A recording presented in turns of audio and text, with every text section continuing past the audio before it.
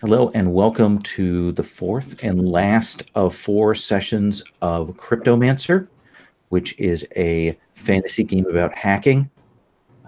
We're deep into it at this point. This video, if you're watching this, is part of my channel. There's lots of other AP RPG videos available in the channel. This is part of the Gauntlet Hangouts. You can find out more about that at gauntlet-rpg.com. We have a Patreon.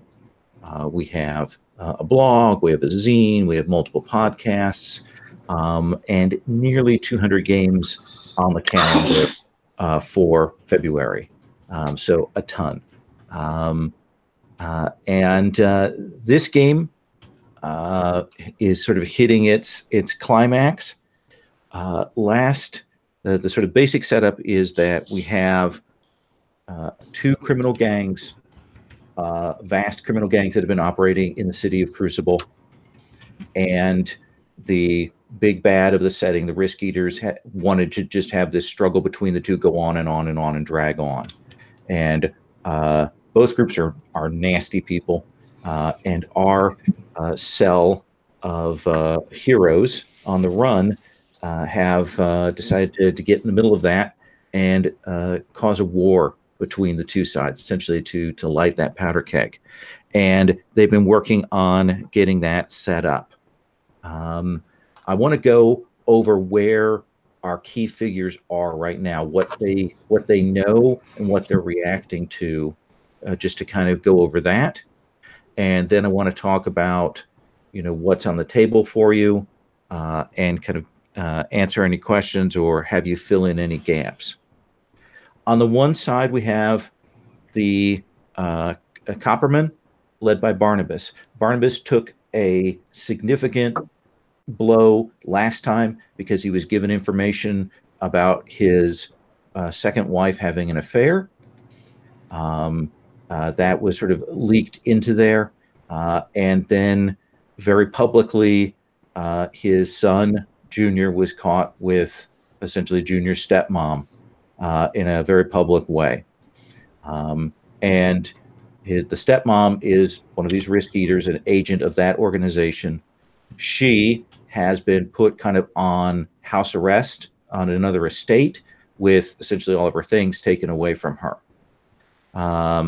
Junior is flustered, obviously, from this, and he certainly blames another one of the children of Barnabas, the adopted daughter, Talania, who he hates. Talania is dealing with all this and is probably rising to the top. On the other hand, the other daughter, Zinka, she found out that her lover is not who she appears to be, and found out that her lover is one of these bone harvesters.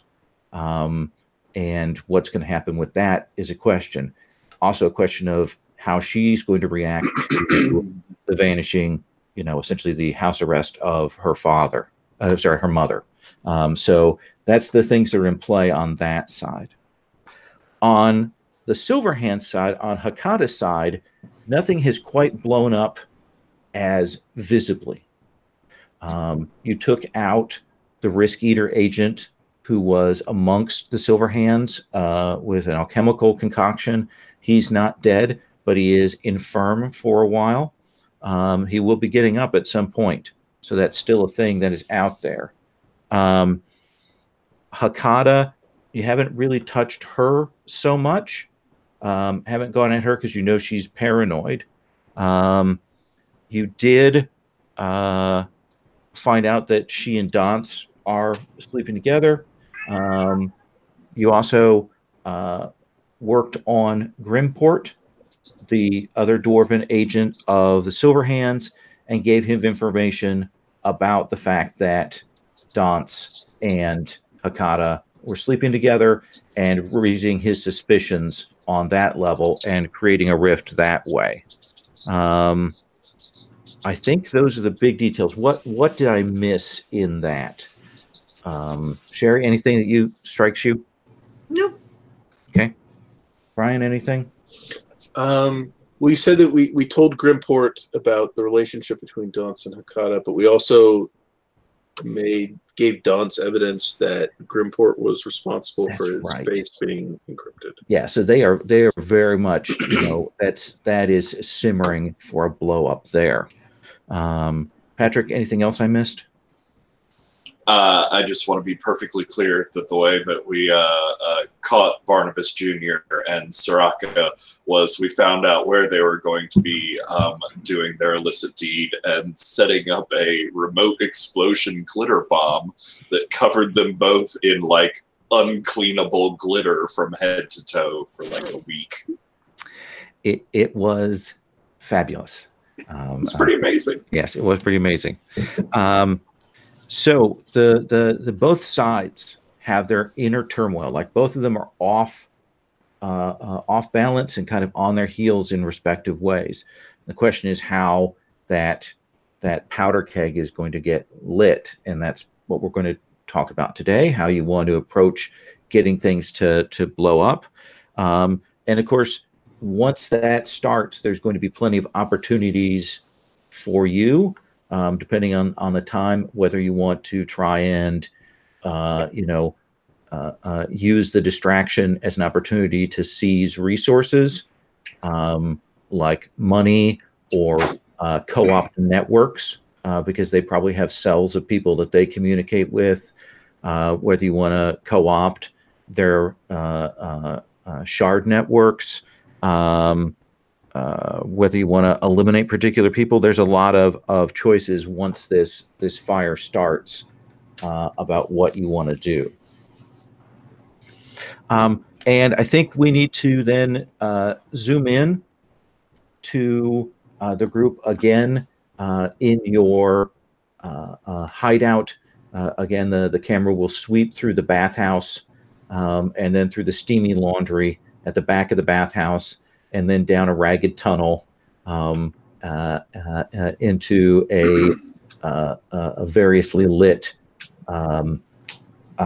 set of chambers. We probably see your crypto admin popping out for just a moment to get himself, a big plate of sardines and jam, and then heading back into his little bolt hole. That's careening Tom. And again, you have a sort of meeting room, but it's more a bunch of chairs in one place. So that is where we are taking up today. So let's come to well, oh, that's the cat. Okay, is that ours, Sherry? No. Oh, good. Okay. Oh, weird. I didn't see your cat behind you. It was. I'm on the wrong microphone. That's okay. It was camouflaged. So let's start with Deltra. Deltra. Well, we come to the meeting where we're talking about what's the next step. What is sort of top in Deltra's mind right now?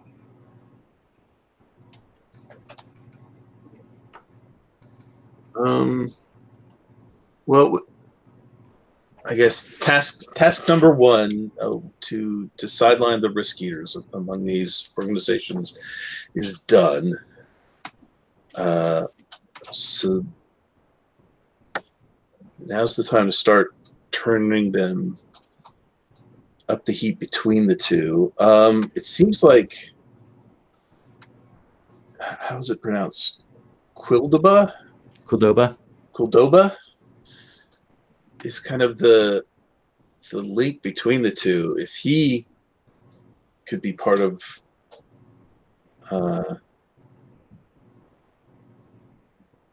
feeding false information between the two, and he's the way they cool things down and negotiate things and keep things even. If he could start yanking the chains, rocking them back and forth instead, things could escalate very quickly. True. Daneric?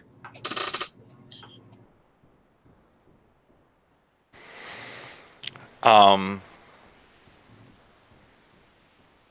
yeah.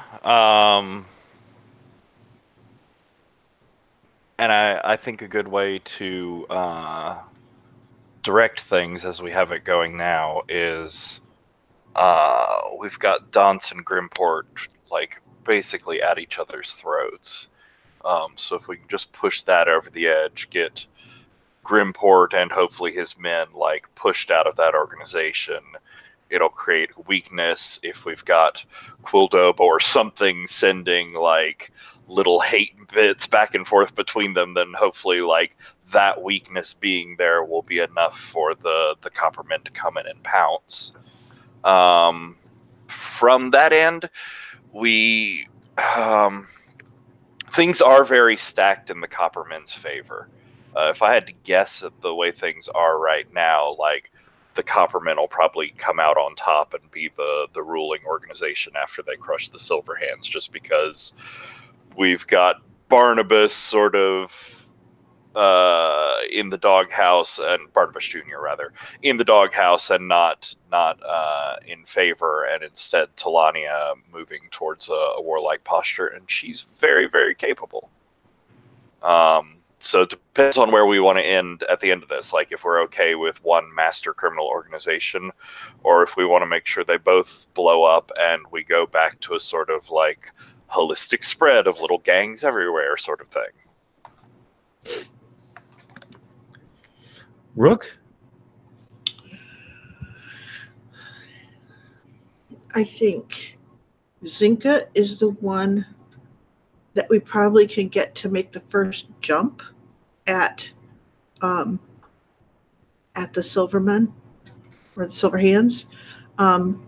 So it's about exposing a weakness to her that she sees and that she can take advantage of. And so that would be my guess for the first hostile foray. If we want to use Quildoba as an asset, we have to have something beyond our awesome idea to make him want to do that, which means we've got to offer some resources or something to chisel out of this that he would want and that he would have faith in it going down. So he's almost going to have to be, how should we say, a mid-battle turn where we let this go on. He may serve back and forth for a while, and then when he sees what's going on, we may be able to point him to an opportunity, if that makes sense. So that would be my intention, just because we don't have a lot of leverage or resources to give him, nor do we have any forces to show him that we can do this. So we've actually got to have it ongoing and plenty of carnage out there so that he can see what there is to take out of it. That's neat, because you say we don't have any resources particularly to offer him, but there are going to be resources and strengths like aplenty just out on the field. Mm-hmm. What if we could maneuver something like Grimport or Grimport's men ending up under Quildoba's control, or if we cracked the security of the bone harvesters, like a secret organization is really easy to just hand over to a new secret leader. If we offered him like a tangible part of one of these gangs, that could be really tempting for him. So I think one of the things is just having a sense of, because like for instance, not Grimport's people, but I think, or yeah, it is Grimport's people. We need to look at what it is that Grimport wants out of, he wants that hard hand, and he wants someone to be the face of the thing, but mostly he just wants to be left alone, I think, is a big part of it. So to do what he does. So I think it would be like getting a sense of what it is that Grimport wants and what it is that Quildoba wants. I don't know. So that'll be interesting. Anka, what questions do you have for your comrades here? Everything. I'm reading the notes here, and I'm trying to keep up. I'm still, 2 weeks out, and a lot's happened. So, Well, why don't we do this? Why don't we do maybe another once around? If there's some information or things that you want to set up, we can go and do the returning 3, and then maybe that'll shape and leave a clear path for a task for you, Anka. Does that sound good? yeah, that would Okay. be good. So given what you said about finding things out, about setting things up, looking into things, just a little more preliminary setup. Rook, Danric, Deltra, who wants to, of you three, who wants to go first? And what do you want to look into?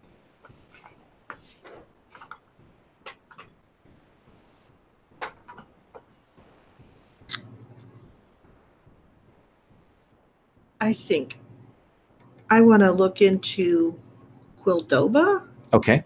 I want to get a sense of what his gang was, maybe still is some of. I assume he's still got a little bit of a piece, and get a sense of like where his strengths lie, other than just a get along guy.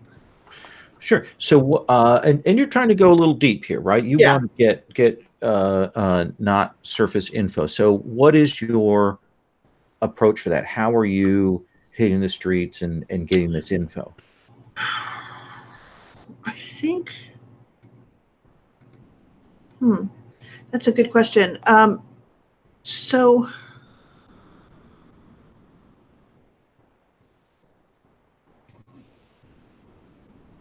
Try to look at what some of the modes are here. Mm-hmm. I think it's probably yikes. I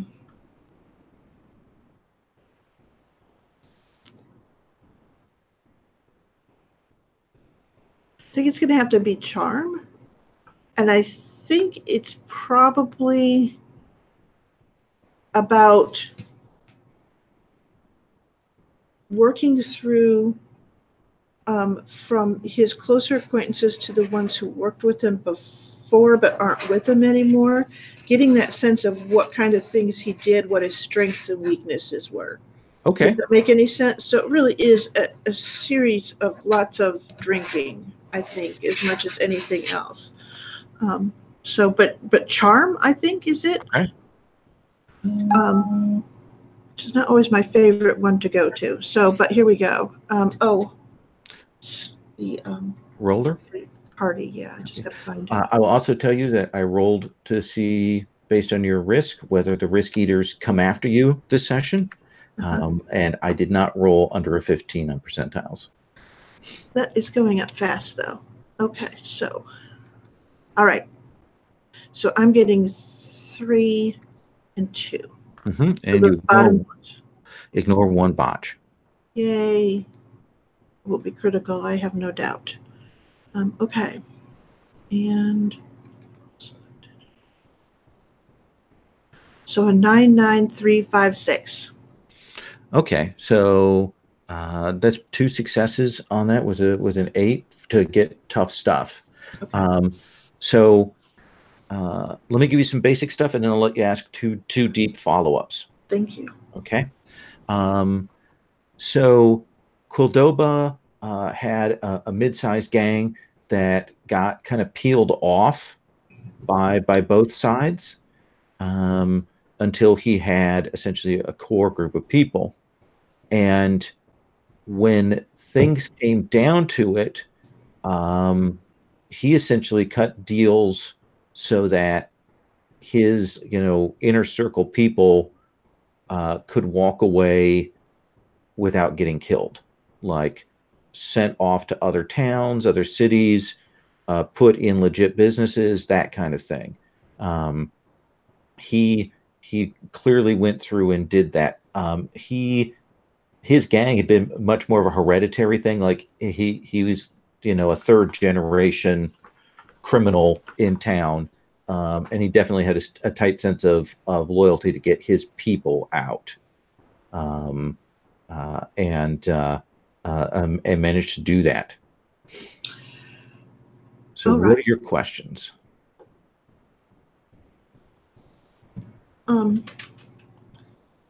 Clearly, I think the first thing I have to know is who was there to see that. Like, did Grimport see that? Did Dot see that? Did each of the lieutenants who saw that? How do you say Who that? appreciate that? Yeah.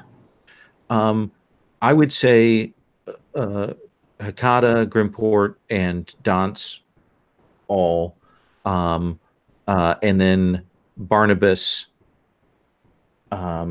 definitely. It's not clear whether his children, since they're significantly younger, whether they have an appreciation for that. Okay. All right. So I just wanted to make sure that was a known Yeah. quality of his to whoever that we're working with. So I don't know if that counts as a deep question or No, not. I don't think that's a deep question. Okay. It's not like a secret you're revealing there. So of the people that got peeled off from him, does he stay in contact with them? There is one person that he definitely still keeps in contact with, and his name is Oraza. Sherry, what does Oraza do?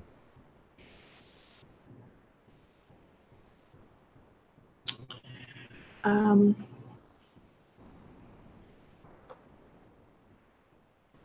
think Oraza is old school. He's smuggler, like with the deep knowledge of the tunnels and different ways to get around. In some ways, he's been doing it for so long. He's a like almost fixer among smugglers and Like stuff a like that. fixer, a smuggling consultant, Exactly. kind of thing. All right. Exactly.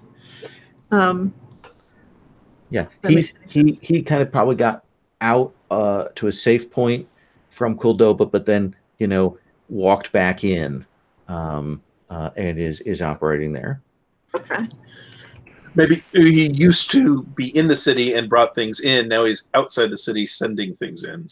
Oh yeah, like just working the same routes, but from the opposite end. Yeah, coming in, checking with some deliveries and stuff. So he comes and goes.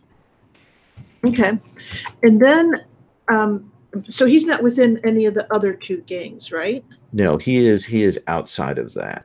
The sort of the there's probably a number of criminals, again, who operate at the margins or have expertise who haven't been pulled in.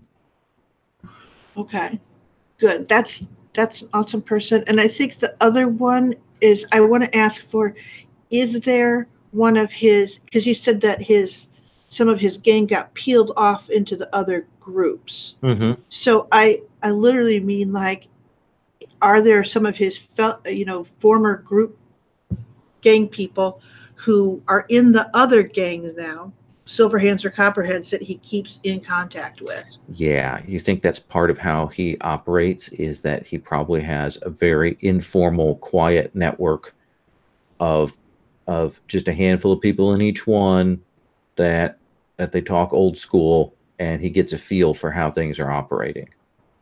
So then what I want is that I've identified those so that we can make sure they aren't the people that our initial hits are, but they're seeing the disarray. Okay, yeah. Does that make any sense? You'll pick out the 2 or 3 people on each gang that certainly probably form Quildoba's insider network, and get that set. Okay. Then let's with that information in hand, let's come to Deltra.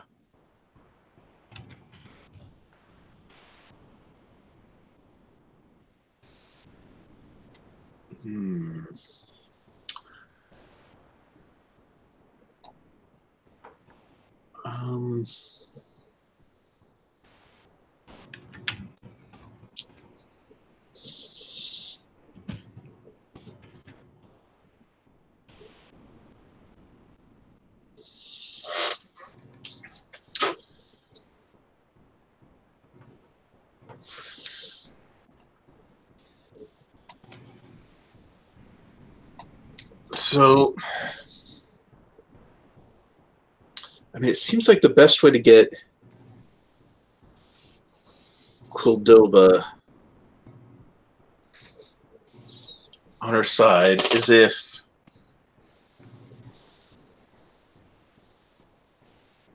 if he can be convinced that one of these factions is going to go after some of his people, or his former people. So try and set up something that it looks like one of them is going after Oraza, since that's a pretty clear name that you have. Yeah, maybe if we just somehow convince Oraza that they're coming after him. Okay, so then the question becomes, who are you pinning that on? Like which side? Yeah.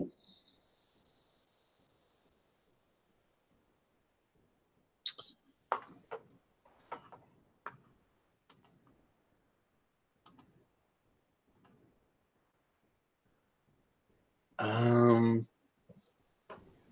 don't know that we care too much, do we?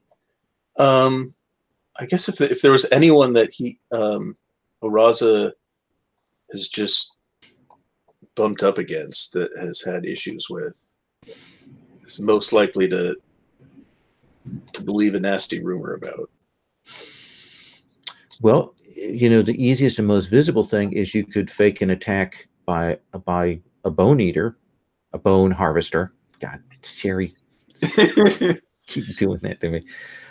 Because you have made a fake mask up. I believe that was one of the things that was created. You know what they look like, and certainly you are an expert sniper. That sounds like fun. You want to give that a try?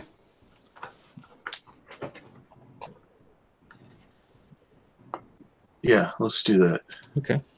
So tell me describe to me what it looks like for you getting in to get a shot at Oraza. Is it stealth? Is it magic? Is it charm? What's the approach here? Oh, it's probably stealth. Okay. So we've described that there are lots of these sort of tunnels that go out to sort of the sea cliffside, and there are the little islands outside and things like that. Essentially, we can imagine that we've got one of these hidden coves that's actually pretty nicely done up, with a little loading dock and things like that, and you're able to track down the timetable, and you want to get into position without being spotted. So I think that's going to be stealth.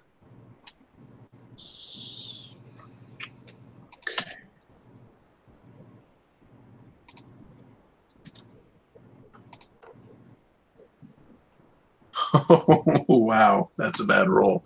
That's 4 botches and a 6. Oh my gosh. Well, now, would you like to spend that? I'm going to make, at some point in this game, I'm going to make another roll for the risk eaters. So you will be pushing it up. Yeah. You could have 5 successes. I know. So, so I have heightened senses, so I can ignore one of the botches. Yes.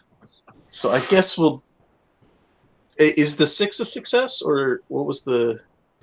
I would say the 6 is a success. Okay. So if I'm ignoring 1, so if I spent 2, then I'd be at 2 successes. Yes.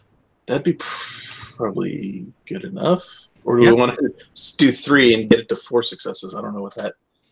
So what's the difference between 2 successes and 4 successes? Like, as far as what that gives 4% increase chance of things going pear-shaped, 6% chance of things going pear-shaped. Essentially, that's the difference.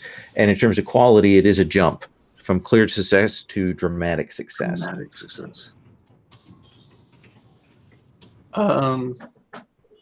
Let's take it to a dramatic success. Okay. That sounds fun.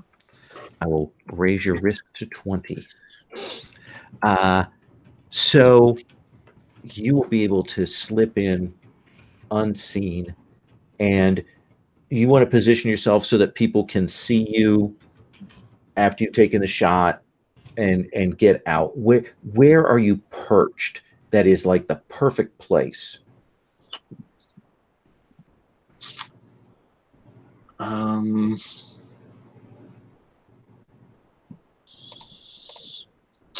trying to think what we know about like this city. Well, and to imagine like let's tighten in the scene. You're in this cove, got the port, you've got it's kind of a cave. There's a tunnel up. There's lots of crates, like it's a shooter.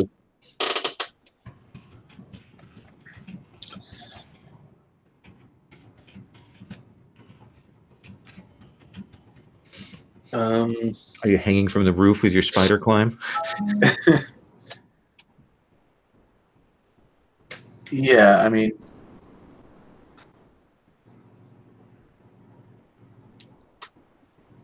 yeah, I guess so. I don't know.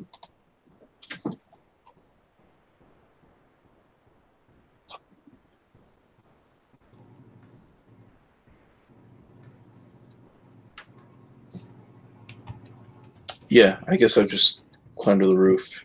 So you've climbed up to the ceiling. You found a perch up there that has some decent light, and you're in the perfect position.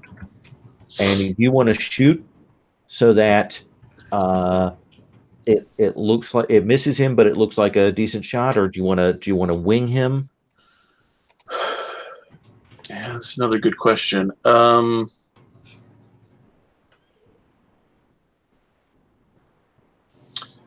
I think I want to, if there's someone like lined up with him so that I can like actually hit the person next to him. Oh, okay. That sounds good. So I'm going to make you make a choice because your dramatic success. You can reduce the difficulty of the shot down to 4 instead of 6, or you don't have to roll to escape the scene.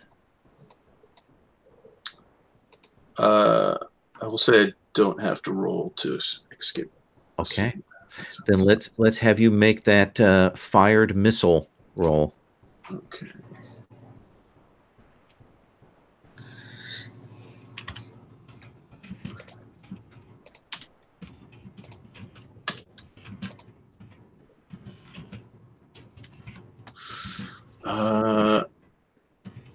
I can ignore that botch. Yeah. So it's 2 successes, I think.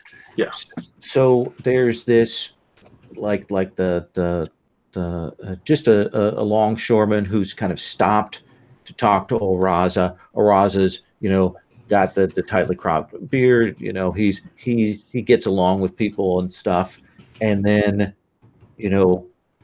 on his line of sight, he sees this bone harvester pop up, and the shot comes, and it goes into this guy, like into his back, where it was obviously aimed at Araza, but just off enough.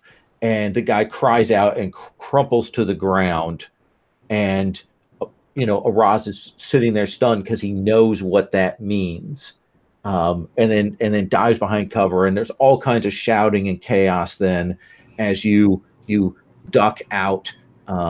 You've got your escape tunnel planned, and you are gone. And we cut back to Araza. He's gone pale because the bone harvesters, for most people are scary, and they don't say their name wrong. So we see him gathering some of his guards together and probably heading up into town to speak to people to find out what's going on. Sound good? So with that in play, let's come to Daneric.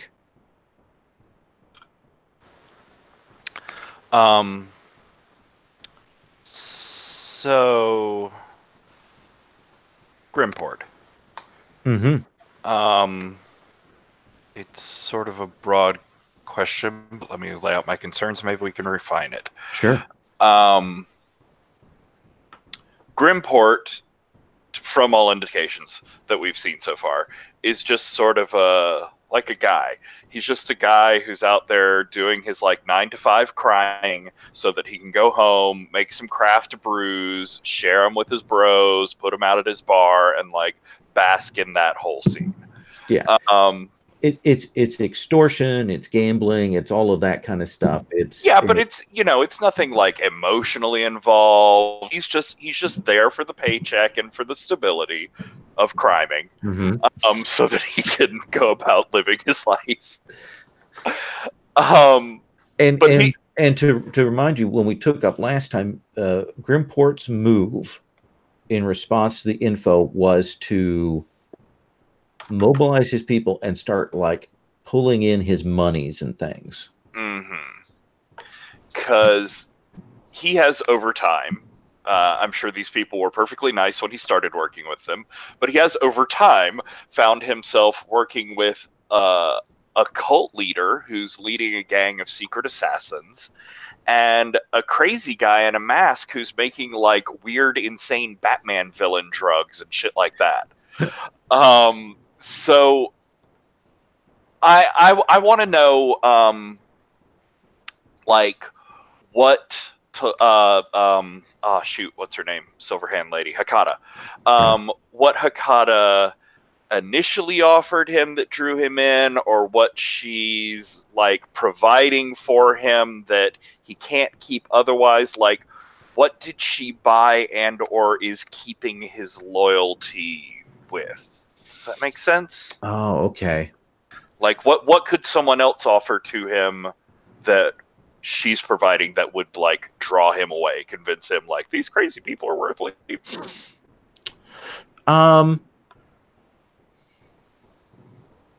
I'll give you the base level info. If you want to make a roll, I'll let you ask some follow-up questions. Do you want to make a roll? Yeah. Okay. What's your technique for finding this out, getting this info? Well, given the areas of interest that it's covering, and Grimport's areas, I think it's going to be the similar sort of tactic I've used before, which is going out and drinking. Okay. With people, going to the bars, and I don't know, deception, or I could do my loosening tongues trick. Yeah, I think that you could easily do it with a knowledge roll or with a cunning roll. I think either of those you've got some room to work in there. Oh, query, that's under. No, I'd never noticed that one. Yeah, I'll go with knowledge. Okay. Then let's have you go ahead and make that roll. All right, so it's 3 and 2, top 2 lines or the top line of each set. Ugh, that's an 8 and a 6 and a 1 and a 1. So that is a net 0 right now.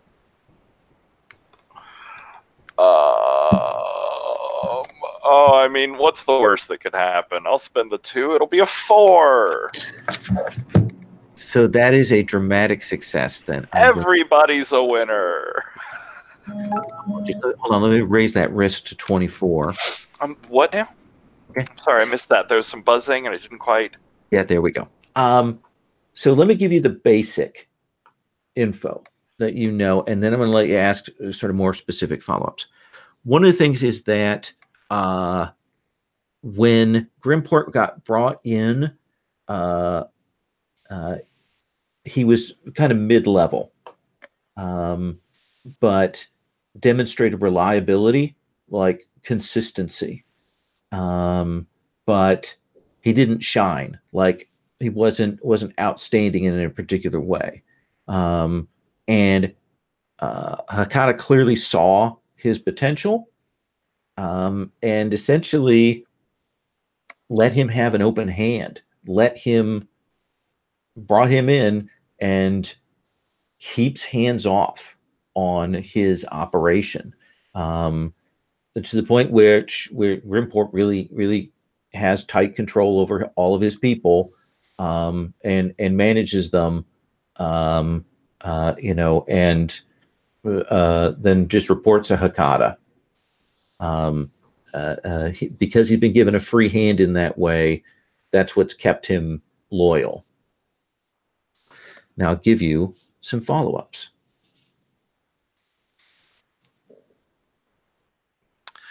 So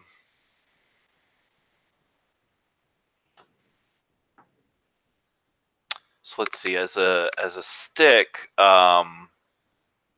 like what part of his operation is he the most like possessive, tight hands grabby on? Like what of his interests, if it was threatened, would hit him the hardest?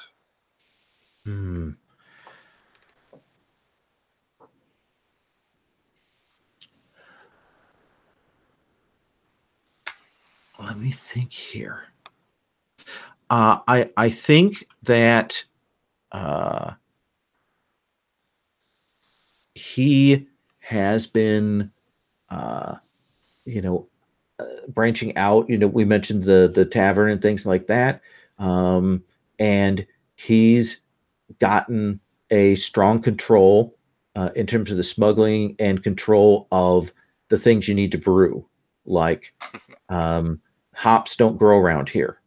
Malts, the kinds of things that make for that, and he's the guy who leans and keeps other people from getting into that business, and smuggles that in. So he controls a good chunk of the ale and beer trade. Nice. Can I do 2 more questions? Yeah. Okay.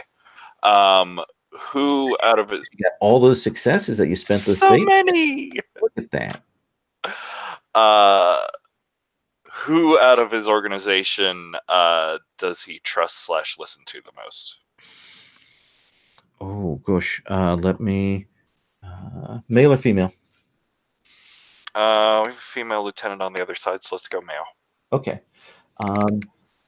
So there is a guy named Narlint.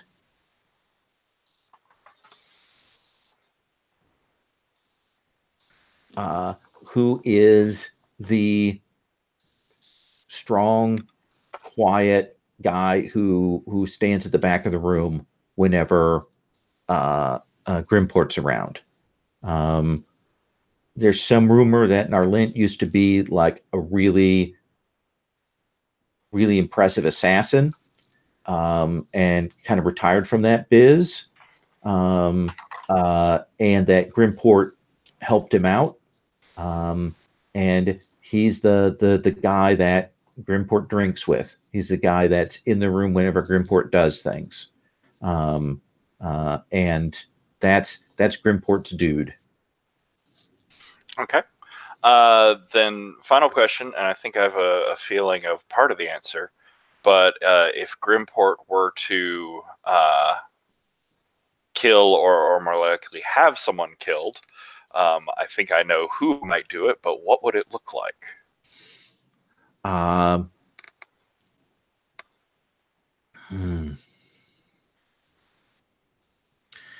So Grimport's not subtle, and if he decided that he had to have someone killed, he would probably, have someone go and kill them. He wouldn't do it sneaky. He wouldn't, hide it with poisons, anything like that. He would if he's going to take that step, he's going to do it, and people know that happened. Does that seem like a fair answer? Yeah, and I guess specifically in there, because it sounds like Narlint might be involved in that. Like, what's Narlint's weapon of choice? Small daggers. Cool. Thank you. Yep. All right, we've got some things on the table.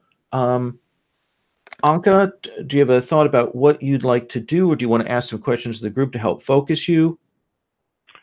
I have been asking the group on this chat right here just to kind of orient myself a little bit. Mm-hmm.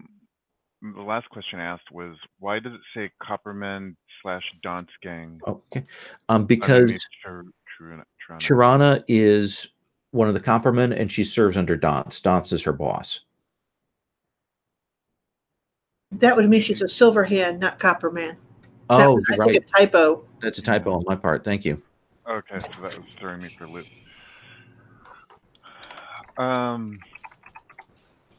Zunaya is a silver hand, right? She's a bone eater. Yes. A bone harvester. Yeah. And last time, her like medallion marking her as a bone eater got left behind through various maneuverings on the group's part, such that Zinka saw it, and Unaya doesn't know yet, but maybe suspects that Zinka might have seen it. Okay, where was it seen? Essentially, they had met up for a liaison, and the group arranged for that sigil to be kind of left behind in the room. Zinka found it and left, and then later Unaya came back and like tossed the room looking for it. Okay, where is that sigil now? Probably in Zinka's hands. Can we get word to Barnabas Jr. that Zinka works for Silverhands, as evidenced by the property she carries? Oh, interesting. We know trusted informants for each of those three on that side. So you wanna raise the boil on that? Yeah. Okay. So what's your methodology here? What is it? Is it charming people? Is it deception? What do you think that is? She works. What I remember establishing before is that she kind of works through the people. You know, she's kind of an agitator, because so. Yeah. So that sounds to me like deception. You're going down. You're spreading these lies. You're getting it into the network. Yeah. You're quietly agitating down there. Yeah, I don't know what I would roll. So what you're going to roll is you're going to roll deception, which is your cunning, which means you're going to roll 4d10 and 1d6. Difficulty, you need 6s or above, because you guys have done the legwork to set this up. Is there anything I can do to augment my roll? I don't know how that works. No, I don't. You don't have any talents that affect this, but there's a way to augment it afterwards by creating problems for the group. Okay, that's always good. Okay, 4d10 and 1d6. Okay. 6, 9, 10. So we got 3 successes and 1 on the d10. Okay. So you will have 2 successes, which is a clear success. So this will work its way up the line. This will get up into that noise that is going on. You will hear that right now Barnabas Jr.'s focus is on finding out who set him up. Like that's his thing. Like that's what he wants to know. And he's been pointed at he suspects Talania, but he also heard that it might be a silver hand because of the informant that went to his father and all of that. And then you put this in front of him. It's another silver hand connection. suddenly he's looking that way. And let's see. I'm going to see how he reacts. So you will hear that there's been some fighting within the Silver Hands, and that Zinka has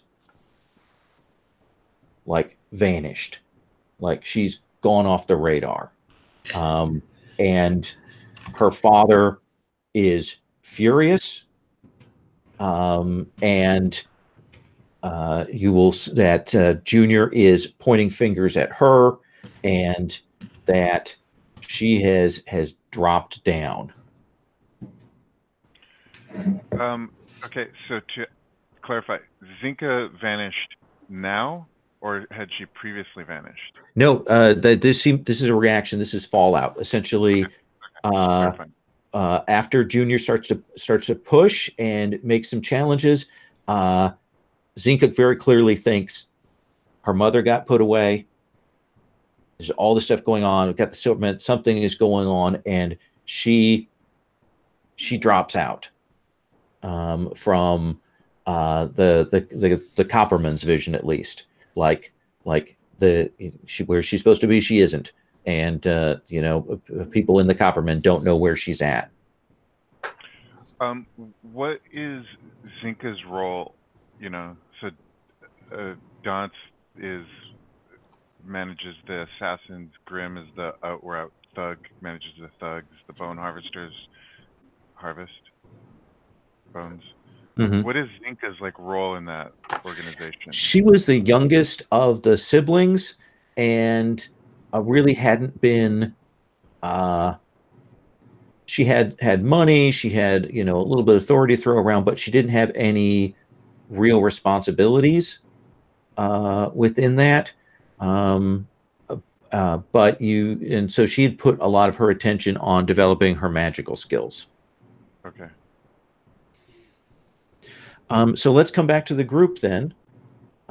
With that change, now we know that Quildoba has gotten word that the Silver Hands have gone after one of his old friends.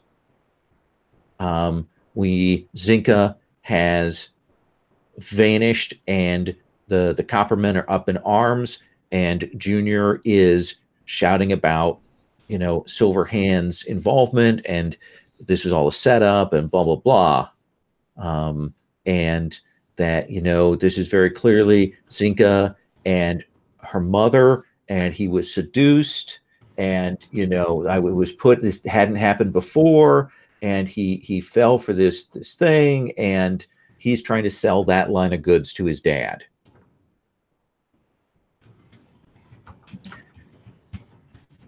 So let's come back to the group. Things are boiling. So you will definitely see as as people are talking on the street that gang members aren't going out singly. Like, people are going out in pairs, and people who might not otherwise wear weapons openly are carrying weapons openly, and that's mostly on the Coppermen side.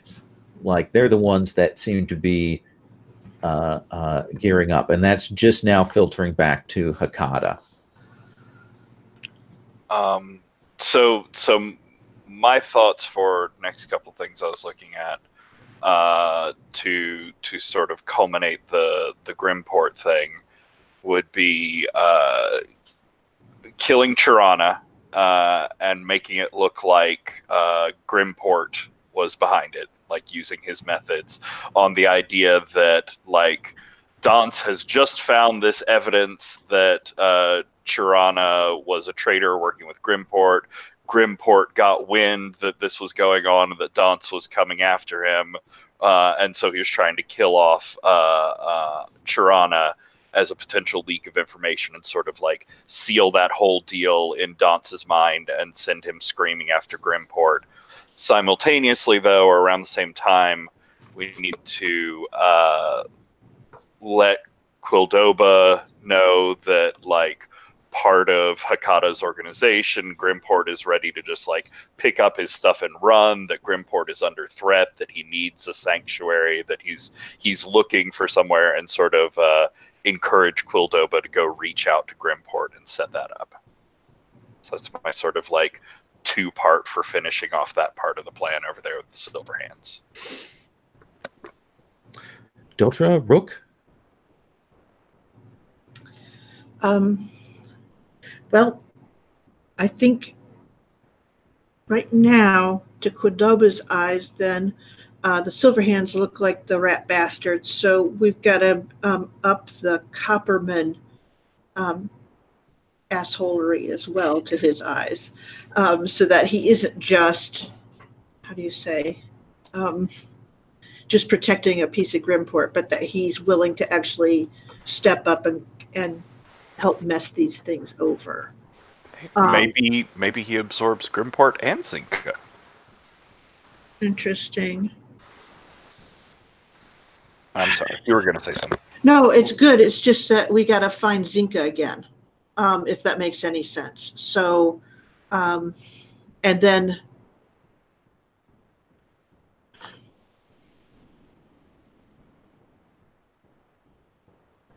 okay, so that's good. I think you're on the right thing with Grimport, definitely making that an opportunity. We've got double Silver Hands, like I said. We got to up the trouble with Copperhead men. So you would think with Junior, he would have already, but I assume they're keeping quite the leash on him. His father still doesn't trust him. Okay. That's the only reason that Junior hasn't been able to push to immediate war, is that his father isn't going to give him, free reign or authority right now, and Talania is also not going to let him just start swinging. Damn it. Okay.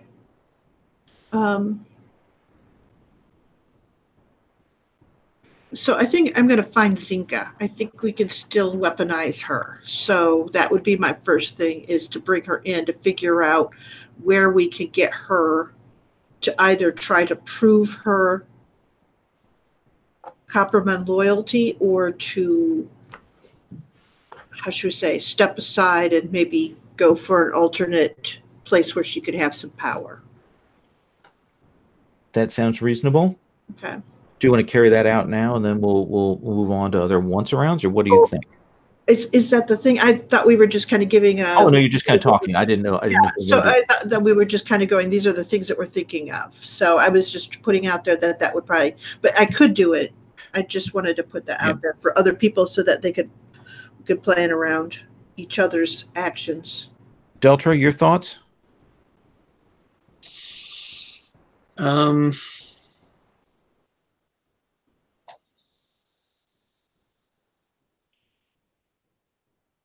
Yeah, it seems to me like we've got Grimport on the edge of prying him away from the Silver Hands, and I think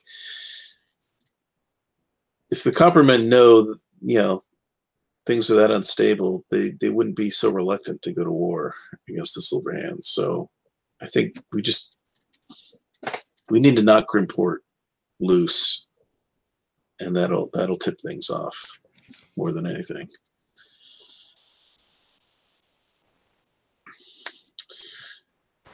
But Quildoba is still, I think, the best person to feed that information to them. Okay. So do you have a particular end of that, like the assassination end or the Quildoba end, that you'd prefer to work on? Wait, the assassination end? Or finishing the frame up or import, getting rid of Chirana, that thing.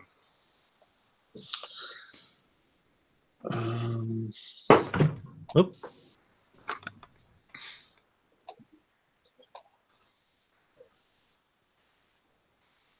So the idea is to kill Tirana and pin it on Grimport? Or what was that? My idea for finishing the frame up on Grimport, was to kill Tirana and make it look like it was Grimport's methods. Make it look like Grimport was trying to cover up this leak. If you've got another idea for how to like push that to a finale, I'm open to that too. Yeah, that sounds reasonable. And then have Quildoba go to Daunt's and or have Quildoba go to Grimport and be like, "Hey, man, I heard they're coming for you. I can offer you protection. I could take your organization in." He can go to both, right? He can send message to Daunt's, "Hey, Grimport is the one who tried to take out Tirana," and at the same time go to Grimport and say like, "Ooh, yeah, that is hey, nice. They're blaming you for going after Tirana, and you're going to be on the outs. Better get out now before it's too late." So here's the question: we have to convince Grimport to say these things, or is there a way that we can Convince have Quildoba to say these things? Yeah, or we have someone be Quildoba? I thought we had someone who was pretty good at disguises, but I don't know if you can actually do a particular. Yeah, I don't think a filter can actually like impersonate people. She can just look like not herself. Okay. Or it looked like a class of people, but not. But I mean, we've primed Quildoba to turn on the Silverman. So I guess the idea is we get Quildoba on board with this plan first, and then take out Tirana. Nice. Once he's on board, is that the plan? I think so. All right, let's take our break here. So give some more coffee, and then when we come back, Quildoba seems to be a hinge, Zinke seems to be a hinge, and you need somebody to knock off Tirana. And certainly Anka is deadly. So that puts a target in her frame. So let's take about 7 minutes, and we will come back.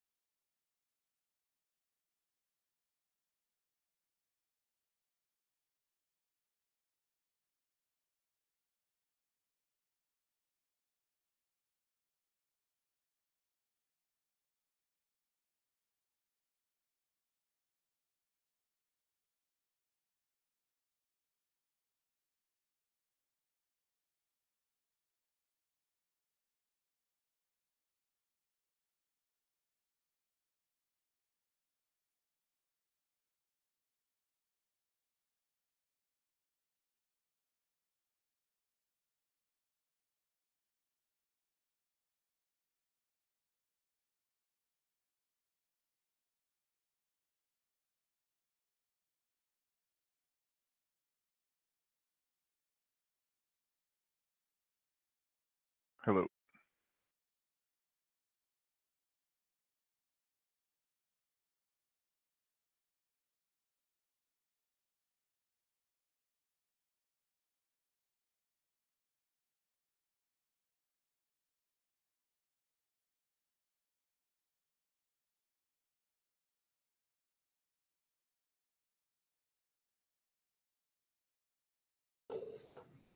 There you are. So if I'm thinking order of operations here, like it's a math problem, um, I think it's Quildoba first, and then Zinka, and then taking out Chirana and putting Grimport in the frame. Does that seem right? So who is going to do the meet and speak with Quildoba to put the cards on the table and push them in a particular direction?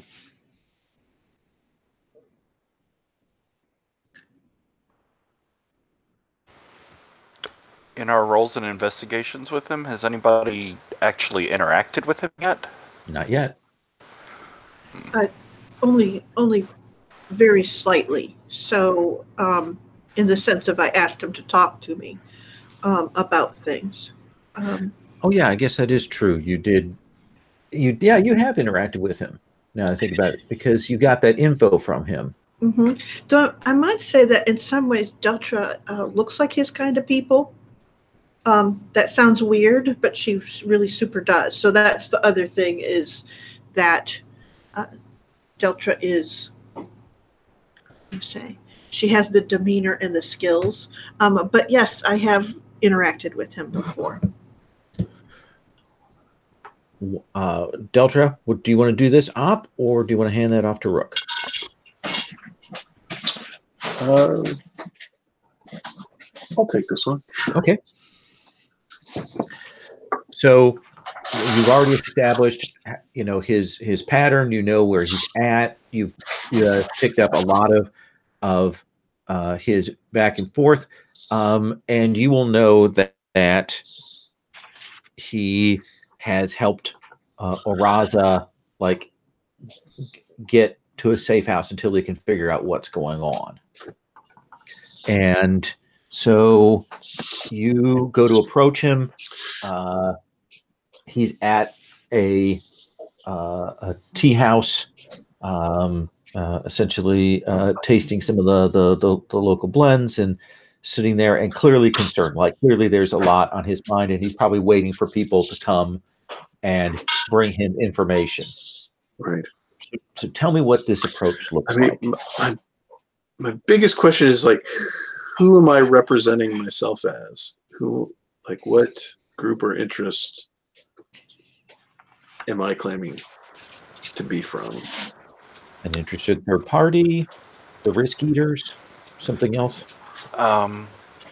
Weirdly, at this level of conspiracy, it might not hurt to just be honest with Quildoba. Yeah, or just we could be sort of powers on the rise together. You know, we're starting to get our footing. He's coming back into it.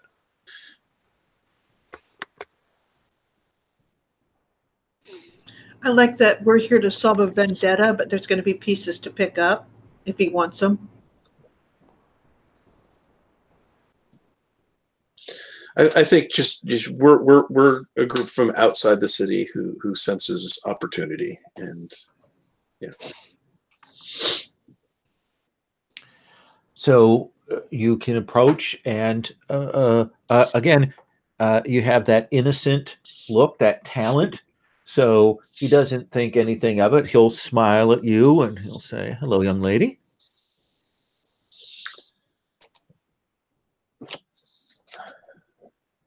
Hello. May I join you? Please sit.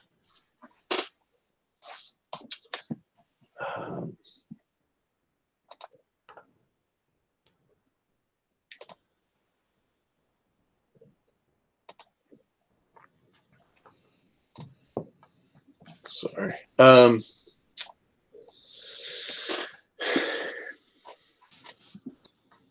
You're a very interesting man, Quiloba.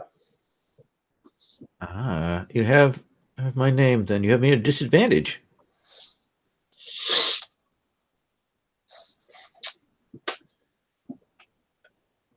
Yeah, I have to. Oh shoot! I should have had some name, fake name. Beltra. Deltra. Yeah. Gamera. Okay. How can I help you, Gamera? You've clearly come here with a purpose, with a mission.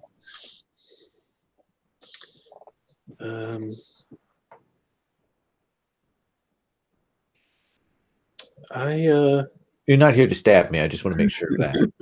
Right? Well, you've been polite so far. Fair Doesn't enough. seem necessary.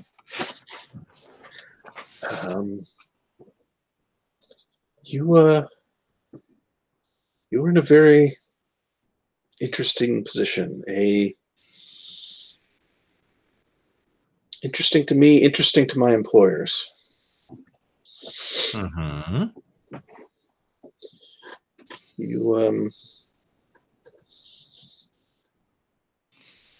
You've managed to keep yourself safe, stuck between two dangerous forces. Yes, a rock and another rock, as it were. Yes. It's an impressive feat, but it doesn't seem like it could last forever. Recent days seem to suggest that. This city, it shakes quite often. It's hard to predict when, but I think one's coming. I would agree with your assessment. And why has that brought you to my doorstep?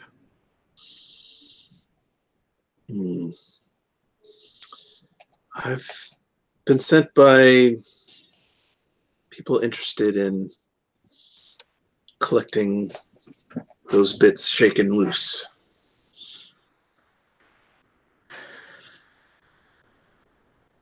Go on. He gestures for more tea than he brought.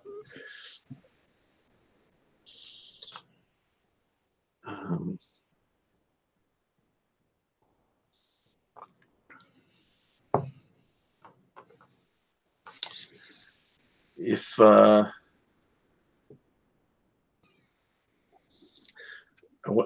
wondering at what point to be more explicit or keep it to metaphors. He says, "There's upset amongst the Coppermen of a level I haven't seen before, and there are potent figures there. I had a conversation with someone, a week and a half ago, asking about what I thought would happen if various people took charge. And my answer has significantly changed now. There's chaos there. And I might have been happy for that. But the thing is that, as you may be aware, one of my friends was attacked by the other side, which suggests that there is more at play than I thought. What is it you want?"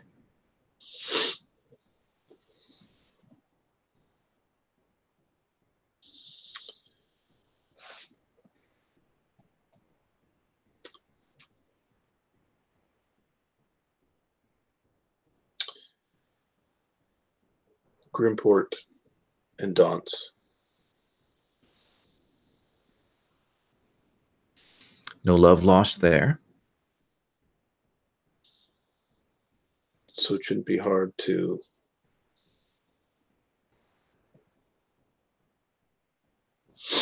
turn the two against each other. Huh. I would say that is a modest exercise. You want me to push on that rift? Is that my understanding? The right word from someone given to each at the right time. Now I'm going to ask you the question that is sort of upmost in my mind is, why would I upset the apple cart, as it were? What is in it for me?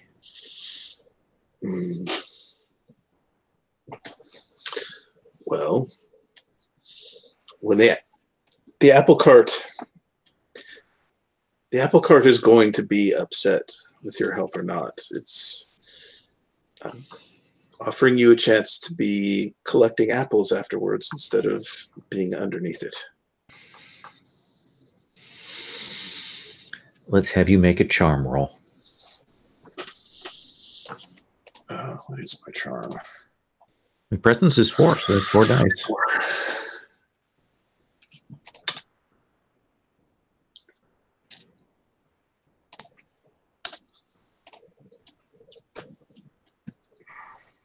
Okay. So right now that's a success. So a 10, yeah.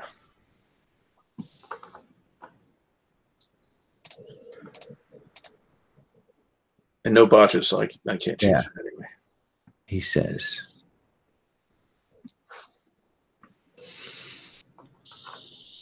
my business works on trust. It works on trust and protecting those that are my friends.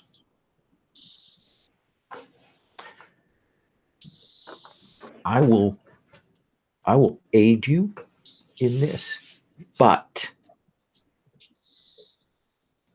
I need a gesture from you. Tell me your true name.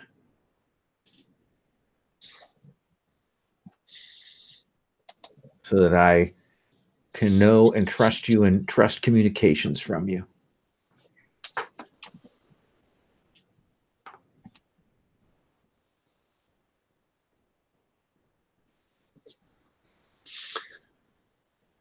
So out of character.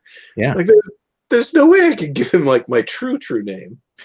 Well, Right. it's a very risky thing. It's a risky thing, but it's the only way that he, can be absolutely assured that any future communications are coming from you. Okay. But it is a risky thing.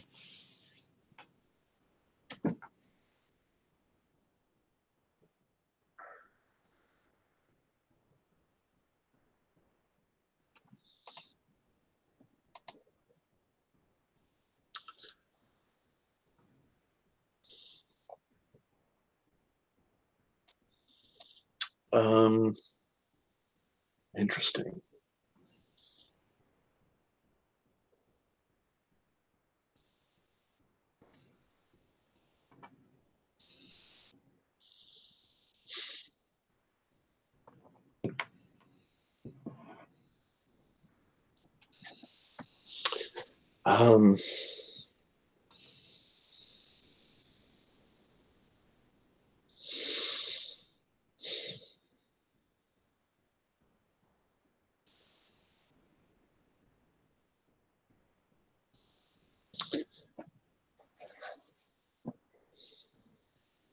That's it's quite a thing to ask for.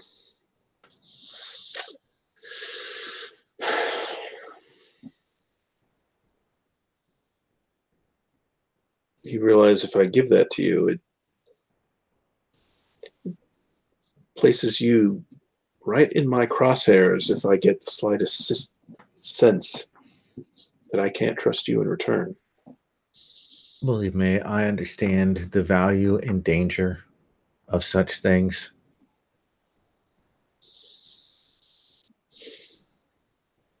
I understand that if you say no, then you have two choices, and one is to let me walk out of here and tell people that there is someone maneuvering behind the scenes, or it's to stab me dead.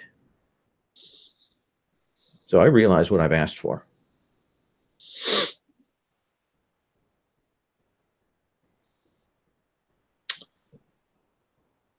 You can say yes or no.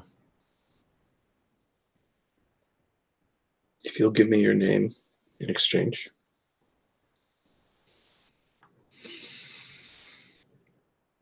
See, I would have given that to you had you given me your true name.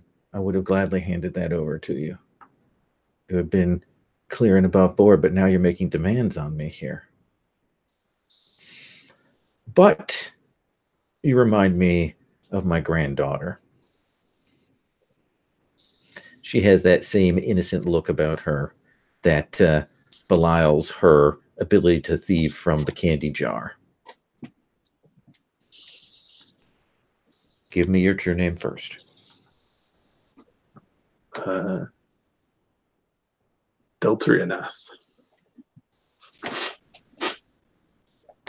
My true name is Sabrakar.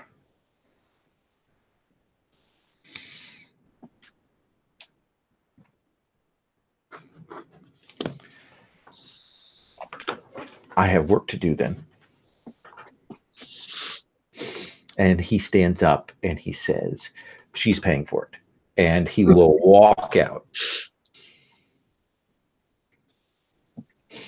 And yeah, when he says it, there is a moment when you say your true name, there is a moment when things kind of like you can feel the import of it. So you know that has occurred, that has been exchanged. That's a good question. So I think with Quildoba in play, our next step is Zinka, right? So how are you finding Zinka? I think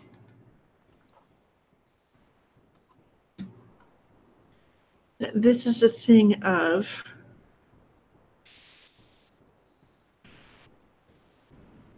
let me see how to put this. Yeah.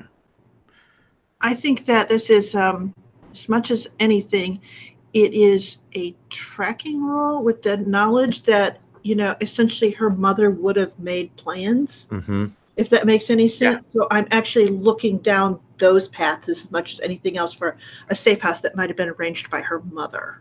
So we'll do tracking. It would normally be an 8 difficulty, but you've got a crypto admin who can additionally assist with your queries in the Shardscape. So we'll say difficulty 6. Okay. So all I've got is rolling, but I'm going to do it. Let's see here. Don't.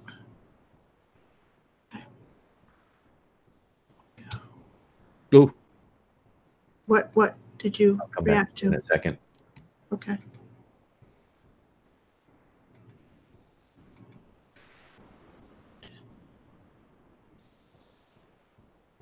Ooh, I rolled really well. Well, I mean, I got 2. Free and clear. So 2 successes? Mm-hmm. Okay. So yeah, you can track her down. She has gone to ground.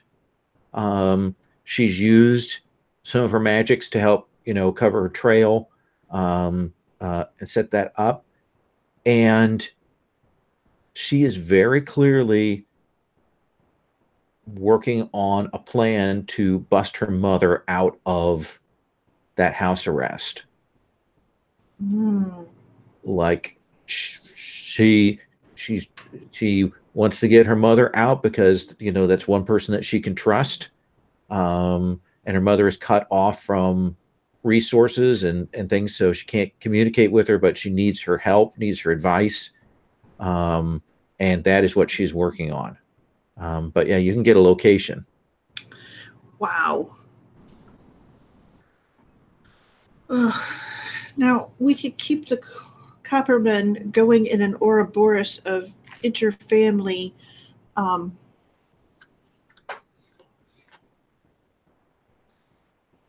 thing here. Wow, that's a mess. Well, here's the additional mess I'm about to throw you from the fate die. Oh, great. Careening Tom pops up on the network Mm-hmm. and says, Barnabas is dead. Don't have details yet, but Barnabas is dead. Okay, then. Let's see here. I think that at this point, the tip has to go to Talania of where Zinka is. Okay. If that makes any sense. Because So I gonna, needed risk creators not to be brought back into this. So okay. So yeah, you will use that trusted network and send the news and tip off Talania to Zinka's location. Let's see how that goes. Oh yeah, Talania moves like we'll see the rollout of that. But Talania, as soon as she gets that info, your people say, yeah, she's moving. Like she's clearly going after Zinka, like right away.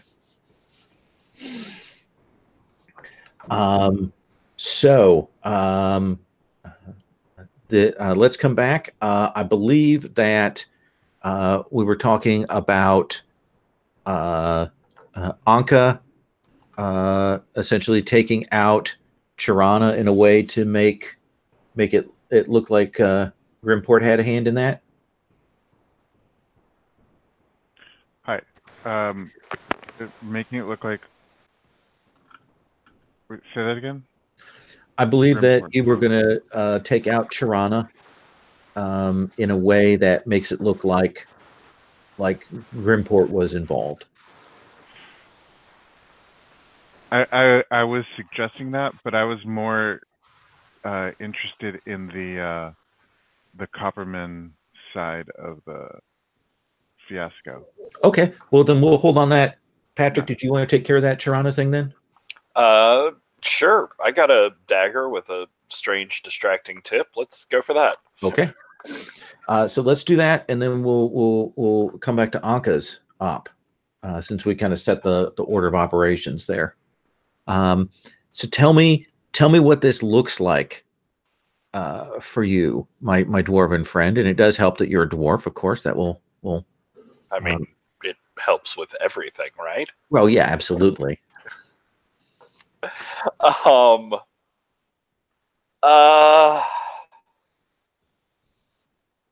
Let's see. So we know that on the Silverhand side, everybody has their own shard net because they don't trust each other. That's correct. And Tirana is sort of like under lock and key / under observation at this point, I would imagine. So I think it's more that she's been delegated to, hey, you go pick up the extortion money. Well, except last time we had Dance find that financial paperwork. That's right. Yeah, so she is under close scrutiny. So I think the best way to get into her is going to be like through their shard stuff. If I need to, I can shard teleport through, which may be necessary if she's like under guard. But that means I need to find like an outlying member of Dance's group that's out getting chili or something, and get access to his shard, and then that seems like sleight of hand, right?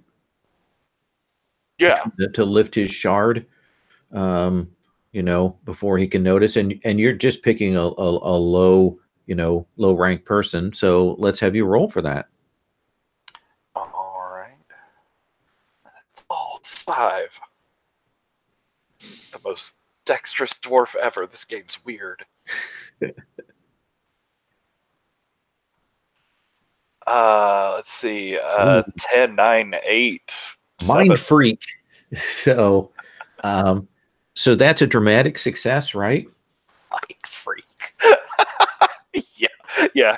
I imagine that you get the shard, and he has like a piece of paper wrapped on it, like the equivalent of a Post-it note. Does it have his password on it? Which has his password on it. Awesome. You know that if anybody found out he did this, you know, they would gut him. Yeah, that's delightful. I will immediately log in and start like tracking their recent posts. Oh, absolutely. Yeah, you can be in their network. You'll hear that stuff. And you know, you get the general stuff. You will get the sense from the network that Danse is mobilizing people. And that Danse is maybe a little bit irritated with Hakata for something right now. Hakata's probably not happy about chaos going on or something. I don't know. Yeah, but yeah, that's in the network. He's also trying to find out what happened with Araza. Like, he's heard that one of the bone harvesters, you know, went after him, and does anybody know what the deal is with that? And so there's a lot of cross chatter, and there's all kinds of echoes about the fact that Barnabas Sr. is dead, and they're trying to find out who did it, like who pulled the trigger. Was it Zinka? Was it Talania? Was it Junior? Who actually did it? How far back does this shardnet go? Could I go back in time far enough to see about the time we framed Tirana? No, I think it's a network. You could probably get about 24 hours worth of echoes here. Okay. Then yeah, I'm just looking for anything that would be like a reference to keeping someone secure or under observation, or like a guard/sentry checking in, that sort of stuff. Or direct references to Tirana. I'll take that too. Well, I actually think that of course, because Tirana is under observation, there seems to be some encoding going on. Like, there's some cross chatter that you suspect is some more encrypted stuff going through, referring to Tirana. And Tirana keeps kind of popping up. It's like, what's going on? What's happening? You know, what's the deal? And nobody's particularly answering her. Interesting. So you can certainly track back her sendings. Then yeah, I think what I'll do is I'll work with Rook to get a map of their shardnet. Okay. So I can find out exactly where Tirana is, and like an idea of if anybody is like the next house over with binoculars or whatever, you know, what the sort of cluster around her is. And then yeah, the op would be jumping through her shard, assassinating her with small daggers and great violence, just like Grimport would, and then getting the hell out. Absolutely. So I'm not going to have you roll for the spell. I'm just going to have you spend that mana. Okay. Will do. Well, that's for Daneric for doing the teleport here. Okay. And then if you want to do spend the points for Shard Scry, you can get a map of his network. Sounds good. I'll do that. It seems like a valuable thing to know today. So, Daneric, tell me what that looks like. I have no idea what it looks like when you teleport out of a shard. Tirana is sitting there. She's, probably under guard. They've told her, for her protection kind of thing. She's there. What does it look like when you shard teleport? Let's see. So first of all, I also want to throw in there, since I have one of these shards, I'd like to do the Denier spell too, just to try and shut down their network. And I don't know if you'd want me to roll for that. Oh yeah, let's have you roll willpower. Okay, and that's tough for more than 20 shards, which is this is a 24-hour thing. Then it'd be that. So that's 6 or. That's difficulty Let me see here. Talents and misc. Tough is 8+. Oh wow. Okay. Cool. And willpower is 4, so that's 4, and then the first d6. No, not you. You roll. Do it. Yeah. That's 7 high. So Okay.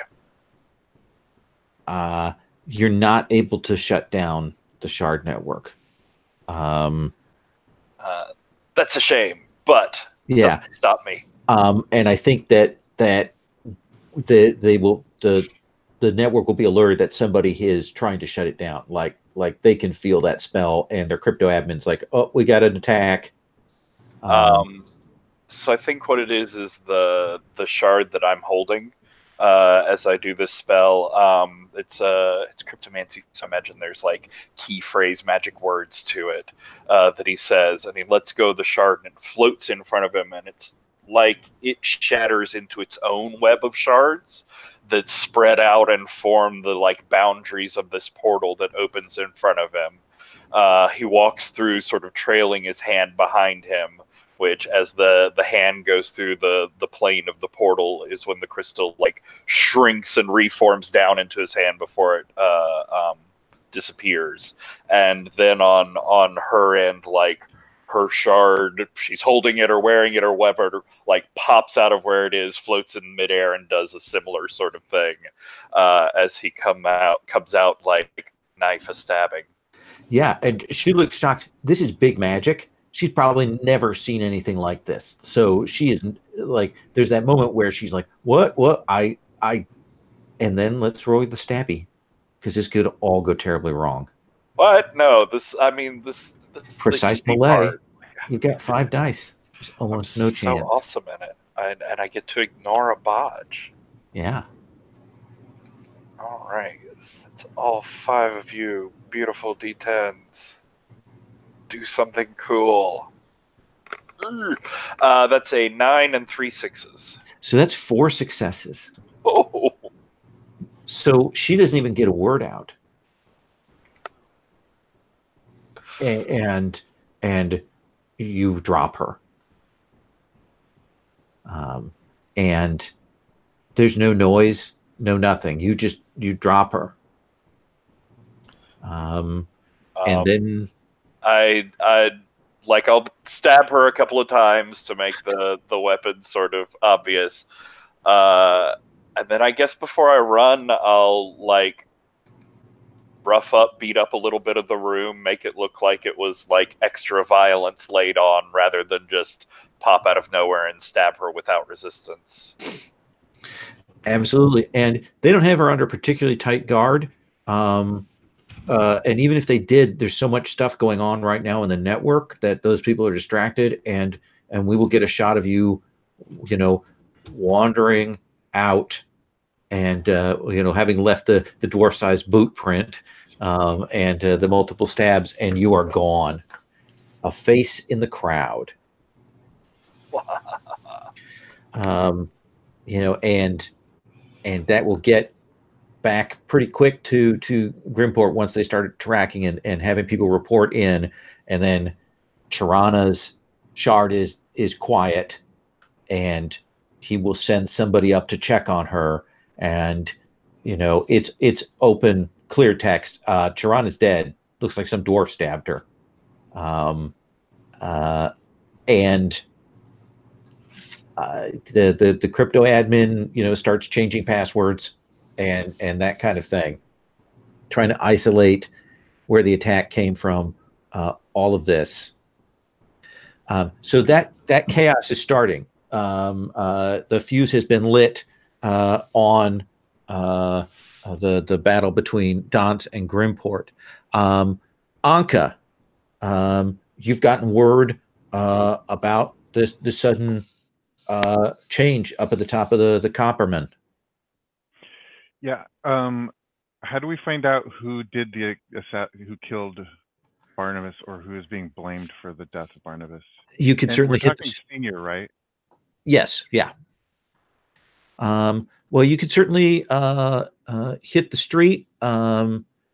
you've got a decent cunning, so I think you could use that to go in and pick up the whispers and get details of what's happened. Okay. Let's have you roll cunning. So that'll be 4d10 and 1d6.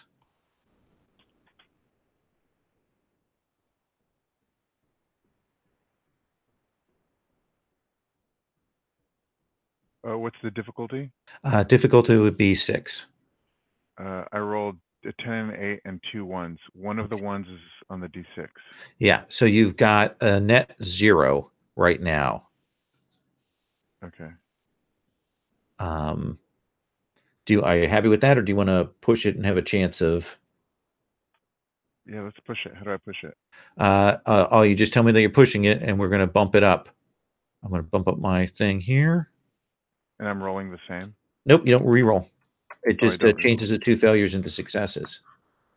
Oh, okay. Let me. And that causes the risk eaters percentage to go up. Yes, it does. All right, that's fun. So you will hear that they're trying to find out exactly what went on, but word is that Junior's kind of on the run, but not because he did it, because Soraka showed up at the HQ with a group of people and busted in and killed Barnabas and are taking charge. Huh. You suspect that what's happened is that the Risk Eaters broke Soraka out because they got wind of something going on, and they went straight forward. And right now, Talania and Barnabas Jr. are both kind of on the run, but Talania is going to go and kill Zinka, is your sense of what is happening right now. There's chaos. There's just absolute chaos in the Coppermen right now. Do we know from previously that Soraka was I mean, we know she's a risk eater. Uh-huh. But, well, I guess within the context of the Coppermen, was she a respected leader? She was the wife of the boss, so she was respected that way. So this is a shock that she's done this, and people aren't sure how to react. Like, so while she's performed a coup, she has not solidified her control at all. So there must be a general then, if presumably the generals were Barnabas, Talania, and Zinka to some degree. Yeah. But if she's going to institute her power over the Coppermen, I mean, it's not over all of them individually. It's over like group. It's leaders. over the close network, people that she knows, and the people that are on the inside. The people that were reporting to Barnabas, probably some of Zinka's people, and other people that she had as agents. So maybe at most, she has control of a third of the gang. Okay. Does that seem fair? Yeah. The other thing you will pick up is that she is doing a full, she's shut down the Copperman shard network. She doesn't want info getting out. She's clearly trying to work on the ground. She probably has her own shard network amongst her loyal people, and it is a mess right now. Okay. Let me back up a little bit. Sure. To 3 weeks ago.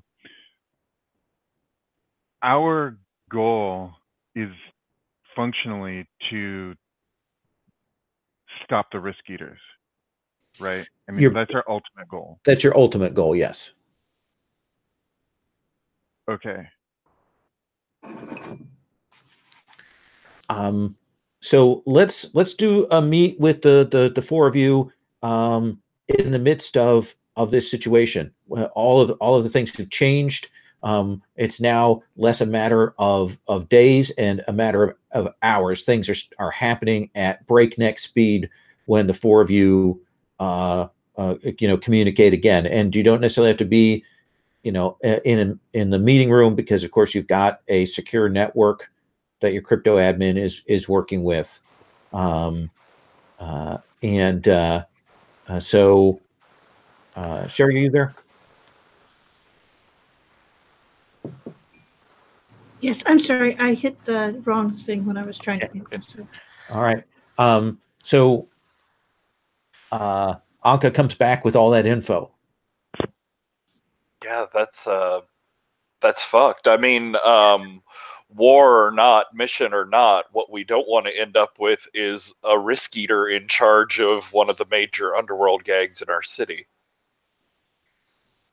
Which means that we have to see, this is the thing is, we need to empower Talania. She's the one that's most likely to be able to handle this and get through it.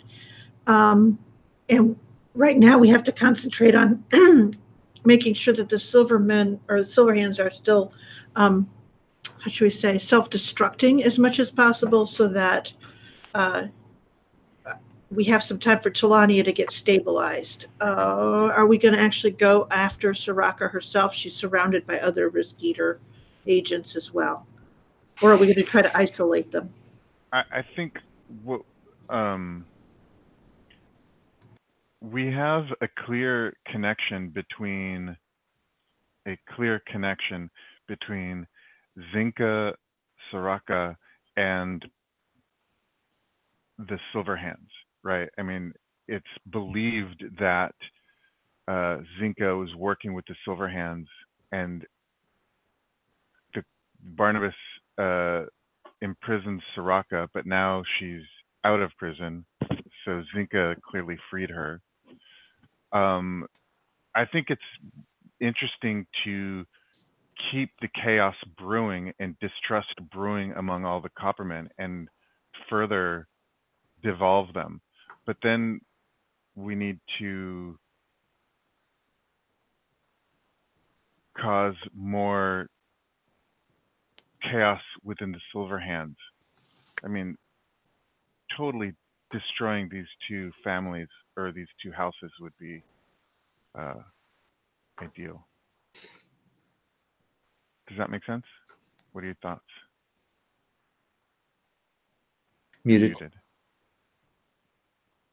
I say absolutely. I think we're in agreement, so we're not in disagreement there. Okay, it's just about how we handle the Coppermen, in the sense of, are we going to empower Talania to go and kill Soraka? It would be awesome if someone other than us killed a risk eater, and for good reason. Yeah, but Agree. But if we empower Talania, then we're potentially just reestablishing the Coppermen. Well, just to say, there's still a third force there of Junior. That puts Junior and Talania at odds then. Yeah, it puts the Coppermen in the middle of a civil war.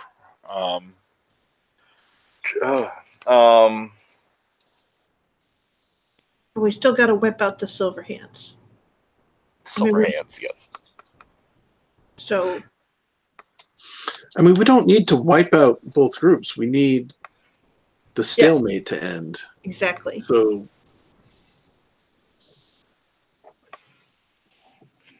yeah, the control and layout of the criminal underworld is like a very tertiary concern from our end.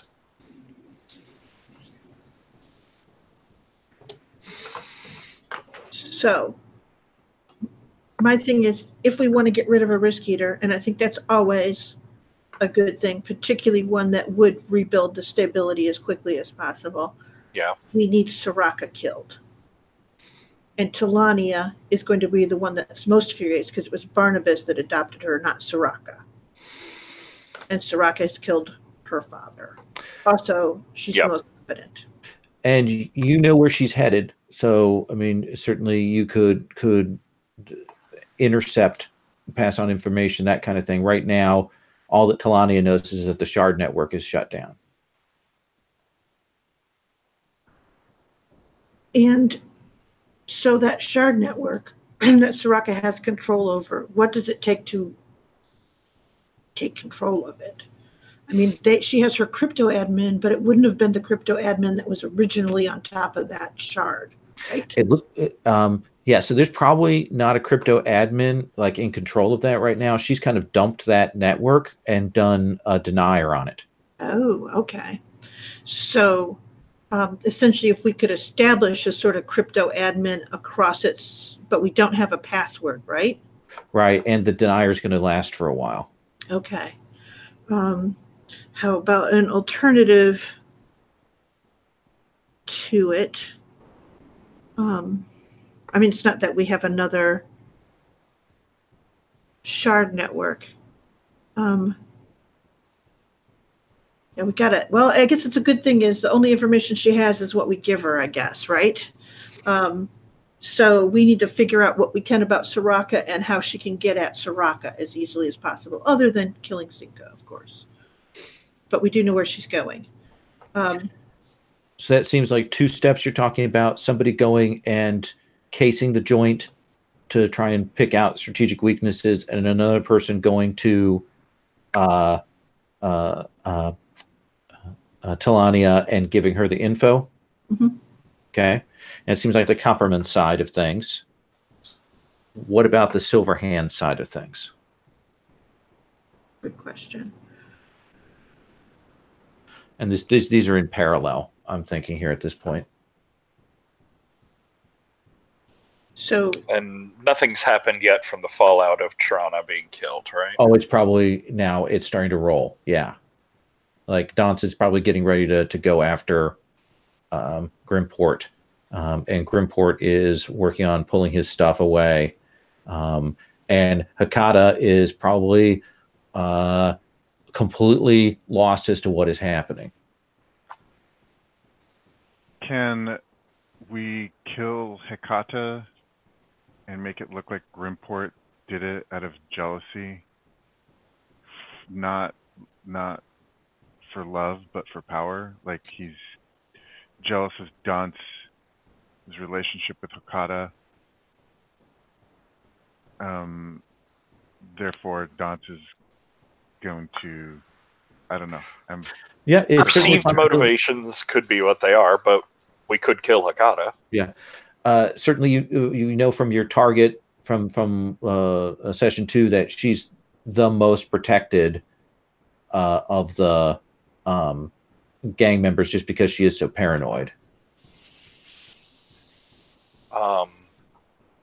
Similar effect to taking her out. we could do a similar trick with the bone harvester shard net that they're doing over on the other side. We find one of the bone harvesters, steal their mask, and we can shut down their network. Suddenly, the bone harvesters who operate in secret aren't really much of a thing. Okay, so negate the bone harvesters. That'll create more chaos. Hakata will freak out when that happens. Okay. She'll probably be willing to listen to any sort of plan that Dance throws at her, and Dance is not in a stable place right now. So I think step 1 right now we need to do is someone is going to case the estate, Soraka's area, and try and figure out when Talania goes in, how she needs to do it, right? So who is doing that? that set of skills is what? I would say Stealth? Stealth. Ugh, not mine. Let's see here. That would be me, I think. Or Anka too.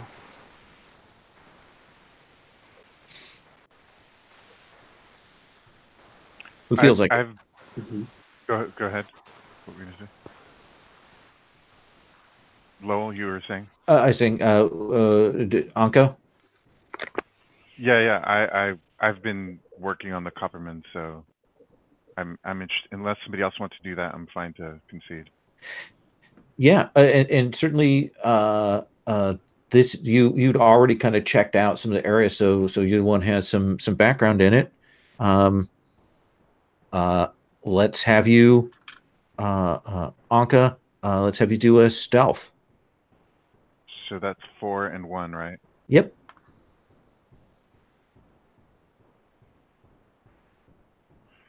One, two. What's the difficulty? Difficulty is 6. 4 successes, no failures.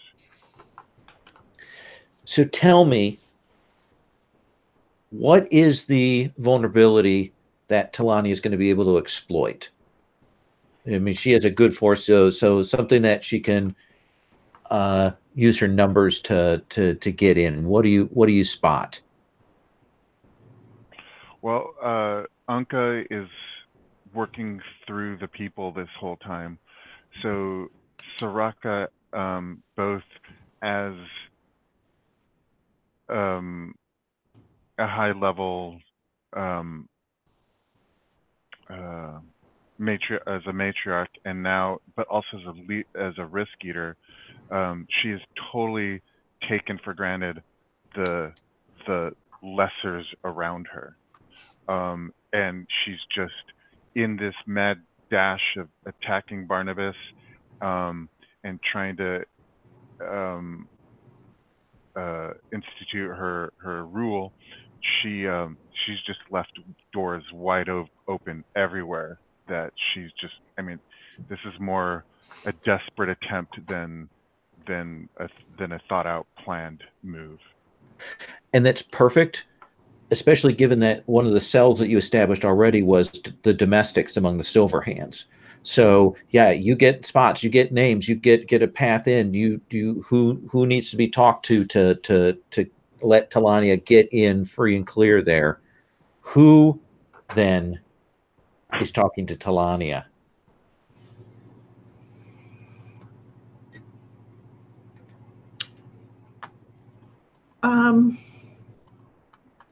I will, with a quick check-in with Quildoba to see if it's okay if he gets, if I use his name for the information about Cicada. Yeah, you guys have to exchange true names, so yeah.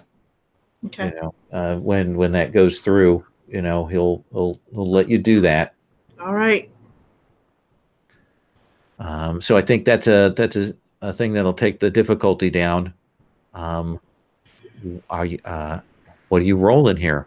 Are you trying to fool Talania, or are you trying to convince her? I think I'm trying to convince her, unfortunately, because I'm not fooling her. I'm telling her the truth. Does that make any sense? Then let's have you roll charm. Okay. Difficulty is 6. Let us go. Let's see here. You've got 1 bot you can ignore.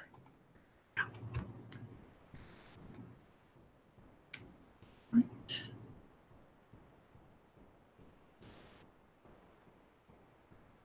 And I got a 9 and a 6. 9 and a 6. So Talani has got her people together, and she's, you know, almost to where Zinka is at, you know, because she's had to pull them, and they're like, the network's down, and you know, she's not sure what's going on. So, you know, you get an opportunity there. What do we see on screen? I think there's that thing of when they're approaching Zinka's house, where I break out from around there, and you say, I don't like. I go to a lot of trouble to not look like I'm part of the underworld, if that makes any sense. There's nothing tough about me. I have a really lovely set of armor on, though. You know, it's very, very nice. And I sort of walk out, and I make it clear that I have some magical skill, you know, and essentially I say, I need to speak to Talana. And they will pull you over to where she's at, and she's like, she kind of stops, and you haven't actually interacted with her before. So you can tell as she's talking to you that she's upset, and she clearly has a stammer, like when she's upset. I'm not going to do the voice of it, but she's like really on edge, and she's like, what is going on? Soraka's killed Barnabas Sr., yes. She's denied your network. Quildoba says she's trying to do it too quickly, so all of the passages in, you'll have no problem getting in. So do what you need to. But if you take care of your business and go back immediately, you should have a good hit at her. She is in his apartments. Who are you? And she goes, and she sort of stops and says, Quildoba told me to bring the message to you.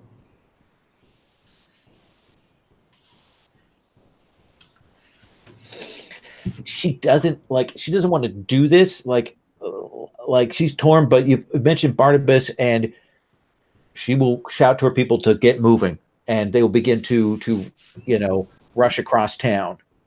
And are doing Zinka? You wanted her to do. I thought she was going to kill Zinka. Okay, yeah, I did want her to do. I'm sorry. Right. Yeah. I would have waited until she was done with Zinka then. All right, that's okay. No, she's I'll take care of Zinka then. So right now,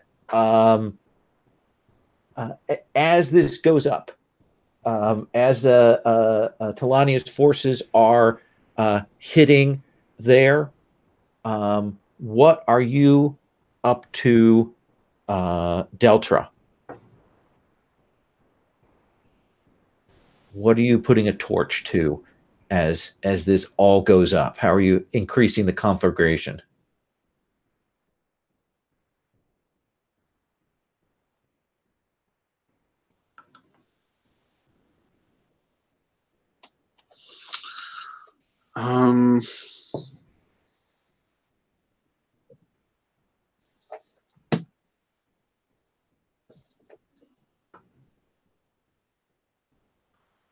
Well,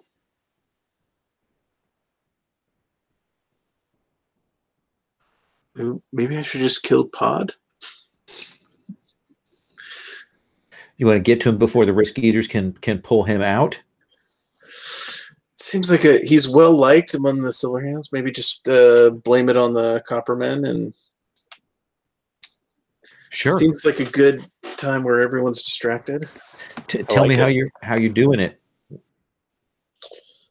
Oh, sniper style. Okay, so he's just gotten up.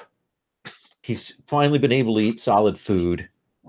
He's just gotten up, and he's starting to hear that things are going on and crazy, and he's trying to get connected to the Risk Eater network. And what does this shot look like?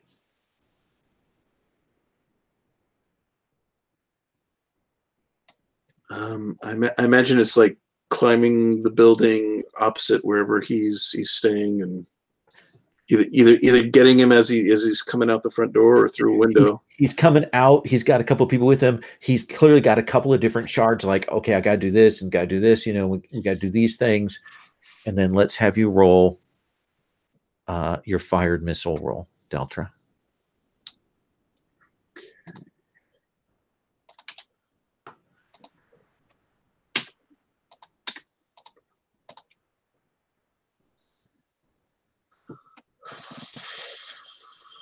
Okay, so I can ignore that one. Okay.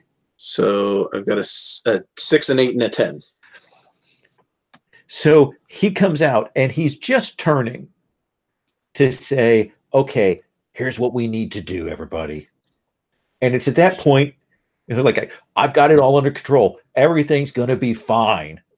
And then he will sprout that arrow from his throat, and he will drop to the ground, and people go running.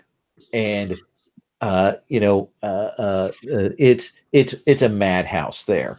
One of the most favored, and of course now somebody that everybody's liked clearly got killed by an enemy, and so that's all getting riled up. Daneric, what is the last the last match you're throwing on this bonfire?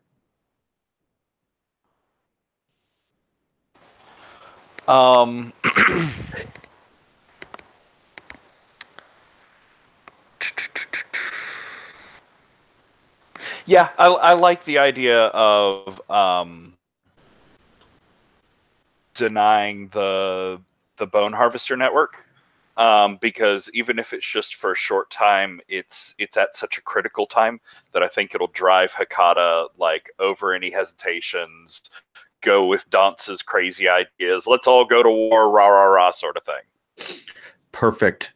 Let's have you make that willpower check to do the denier. All right. And how big is this network? Luckily, it is a difficulty 6 and not a difficulty 8 because it's a tight network. Cool. I don't think there's anything I can really do to help this, so it's just a thing. We'll do a thing. It's 4 and 1, so the first of the d6s.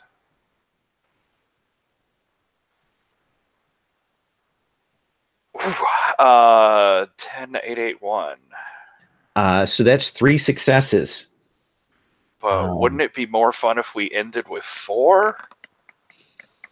That would be 5 successes, actually. I think at that. No, it'd be it'd be 4. It'd be 5 successes if you.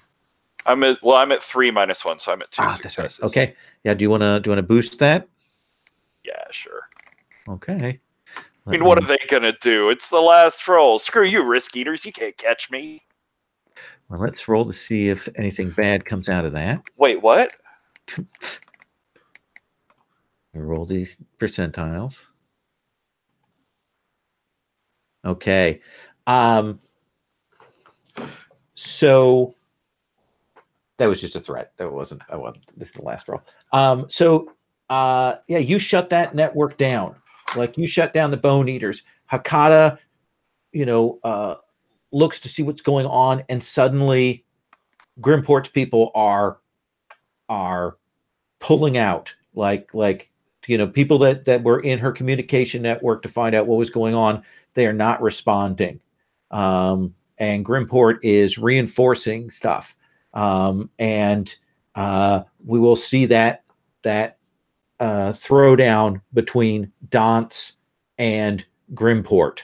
And Hakata can do nothing about it.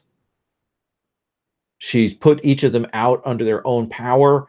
The technique that she would use to control it has been cut off. And they will burn each other out. Likely, of the two, Grimport's going to be the one that's going to survive with any kind of intact structure. Talania goes in to essentially kill Soraka, and Soraka responds in kind. And I think what we're going to end up on that side with is a very shaky, out of his depths, Junior trying to pick up the smallish pieces, but it's going to be chaos over there.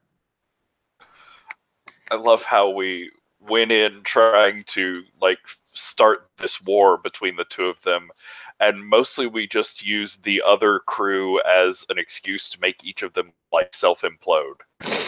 Absolutely. Anka, we're going to do our epilogues here.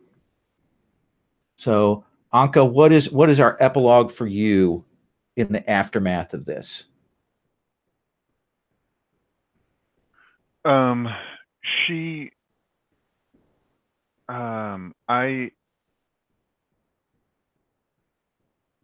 I gather together the people, the servants, and all those, and help them rise.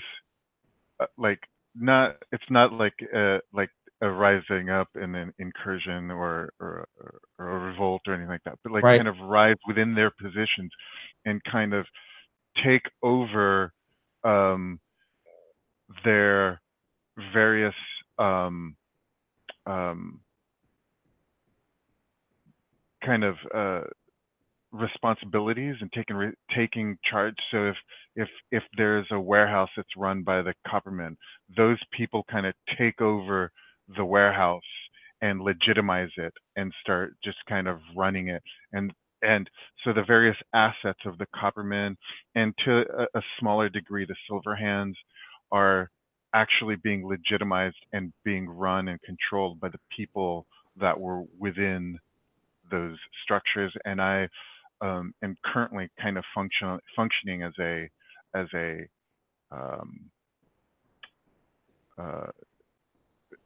like an advisor of sorts, using our admin to kind of coordinate their efforts and to like kind of regain control of the city.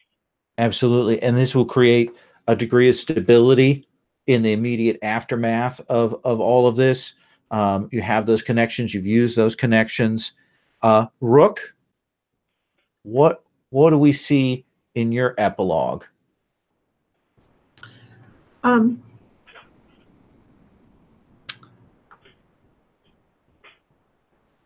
Oh, and I guess I should ask what you do with Zinka. Oh, yeah.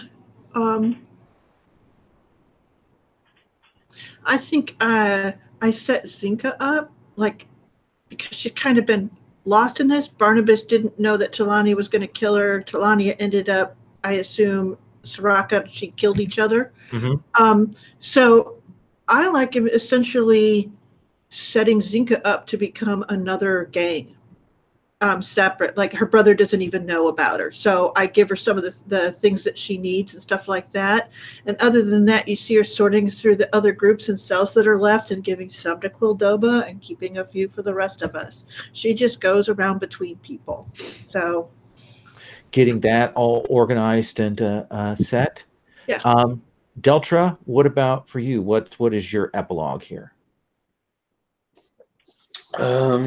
Yeah, probably working with Quildoba a lot to. Could he trust you? Gather apples together. and certainly working with you, you can probably start to bring him in onto the the whole situation with the Risk Eaters. Yeah, for sure. And yeah, just trying to offer a new faction to all the people who are all of a sudden the organizations their members are thrown into chaos. Like, yeah, don't get yourself killed in that mess. Just come join us. Much more sensible. And Quildoba wants everybody to be happy and alive. He's big on that. And finally, Daneric, what is your epilogue here? So I think we see like a gathering of people in like a small, dark, dingy basement somewhere. They're all in like robes and sort of come in with the camera, and you can see that they're all in the bone harvester masks. And up at the front of them, there's a figure. She pulls back her hood, and you can tell from the hair and how she's dressed that this is Hakata up there, like giving instructions like, okay, this is how we're going to rebuild things. I need you to take your crew off and do this. I need you to take your people over here and do this. Finishes the secret cult meeting, sends them all going, and when they're gone, she steps into another room where Daneric is there waiting. She pulls off her mask, and it's not Hakata at all. It's just someone who is built and looks very much like her, because that's the problem with villains like Madame Mask. Anyone can wear the mask. And Daneric just looks at her and says, perfect. I think they'll work well as a new crew. Nice. So that's Cryptomancer. That is our sessions of Cryptomancer. Successfully blown up. So I would like to take a few minutes, if you are up for it, to essentially go around and do the stars and wishes. Essentially, that means things that you really dug about the game, about particular moments, about play, about characters, and wishes, basically things he would have liked to have seen more of or engaged more deeply with. Can I ask? Can we take like a 2 or 3 minute bio break first? Yeah, let's take a couple minute bio break. We'll come back and then we'll do that. Okay, sure. Thank you.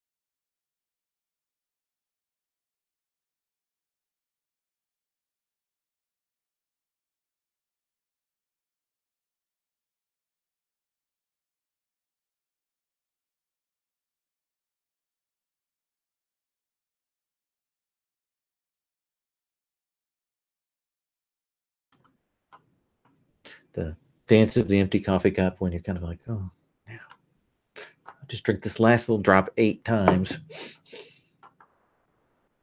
Surely there's just a little bit more that I missed before, right? All right. I'm going to do the same order we just did when we went to the thing, since I like consistency. So, Alejandro, this is the second time, second or third big game now I think about, because we're doing Forbidden Lands played together. So let's get started. Wishes from you. What are your thoughts?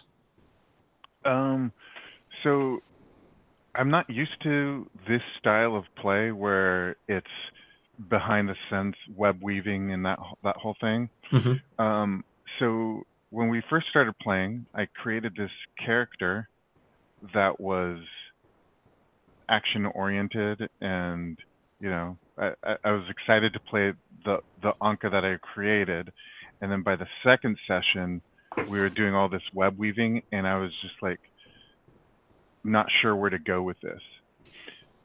This session today, it clicked, and so I wish I wouldn't have missed a session, because then I would have been able to have 2 sessions of web weaving and knowing that that's what we were doing, and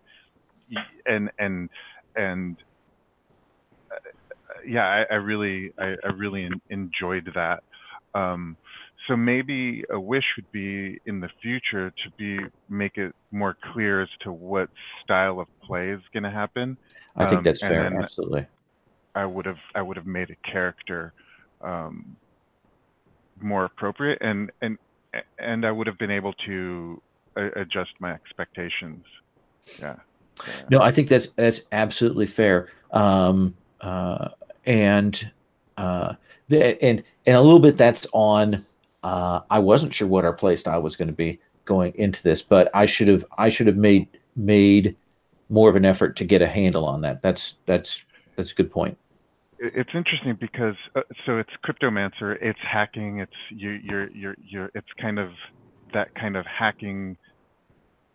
So we played what Cryptomancer kind of implies it would promise. So that was interesting. But the characters that you create kind of have nothing to do with that. Like, there's no connection between the characters we created and the style of play that the game seems to promise. Okay. Yeah, and I think that's fair. Certainly, I went from the pre-gens, so we didn't have to do the character creation process. I'll have to consider that in the future. Anything else you want to say? Stuff you liked or other wishes? I would really like to play a game that's this type of weaving, like knowing that that's what we're doing and having a character built for that. That would be really interesting. I would really like to play that. Okay, it's certainly one of my favorite styles of play. So I'm glad you dug it. Sherry? Okay, so most of the systems you have this, oh, if you do this thing, you know, there's this bad buildup, and it always feels like wanky and messy and not really useful, you know, like corruption things and stuff like that. This was actually the tightest and most, how do you say, sensible sort of buildup of a risk, because, of course, you failed, but now it's a success. It does kind of make that whole noise that you're creating to turn that into a success a thing that does bring the attention of the risk eaters. So I love that part of the system for its thing, for what it does. I think it's the best ratcheting risk system that I've seen that was part of the dice tricks, instead of a fictional layer. Definitely. So I really like that, and I would love to see longer play where there was sort of that we were looking at having things go badly and get worse. And definitely the Soraka move was a result of me rolling under that risk number that you guys had generated. Like that put them in as a threat. All right. Yeah, and the other thing is that I really liked the cryptomancy, and like, even though I didn't use all of my spells, they told me a lot about what the world was like and what kind of threats there were in it. And so even though we weren't using those skills, we were obliquely talking around them and planning around them because we knew that there would be those skills on the other side. So that is really an interesting thing, that that the spells as defined actually explain to you the world. Does that make any sense, how the system works? So I really loved that. So is that stars? So that's 2 stars, right? That's fine. Yeah. And my wishes are I would really like to play longer to see the curve. So there you go. Yeah, I mean, one of the things I was doing is, certainly when I was thinking about Deltra, I knew Deltra had all of the sort of glamour concealment things. So in my mind, I was picturing her using all of that in addition to the skill things. So I think it's the first time we played together, Brian, right? Yeah. Well, it was a pleasure to play with you. I always like playing with new people. Let's hear your stars and wishes. Yeah, I had a really good time. It was a really neat setting, very different, and yeah, all the different abilities and everything. It all seems pretty well designed, the way it all works together. If I had a wish, I would have liked, like, if we had fit in like one special mission that we like kind of did as a group again. That would have been nice. Yeah.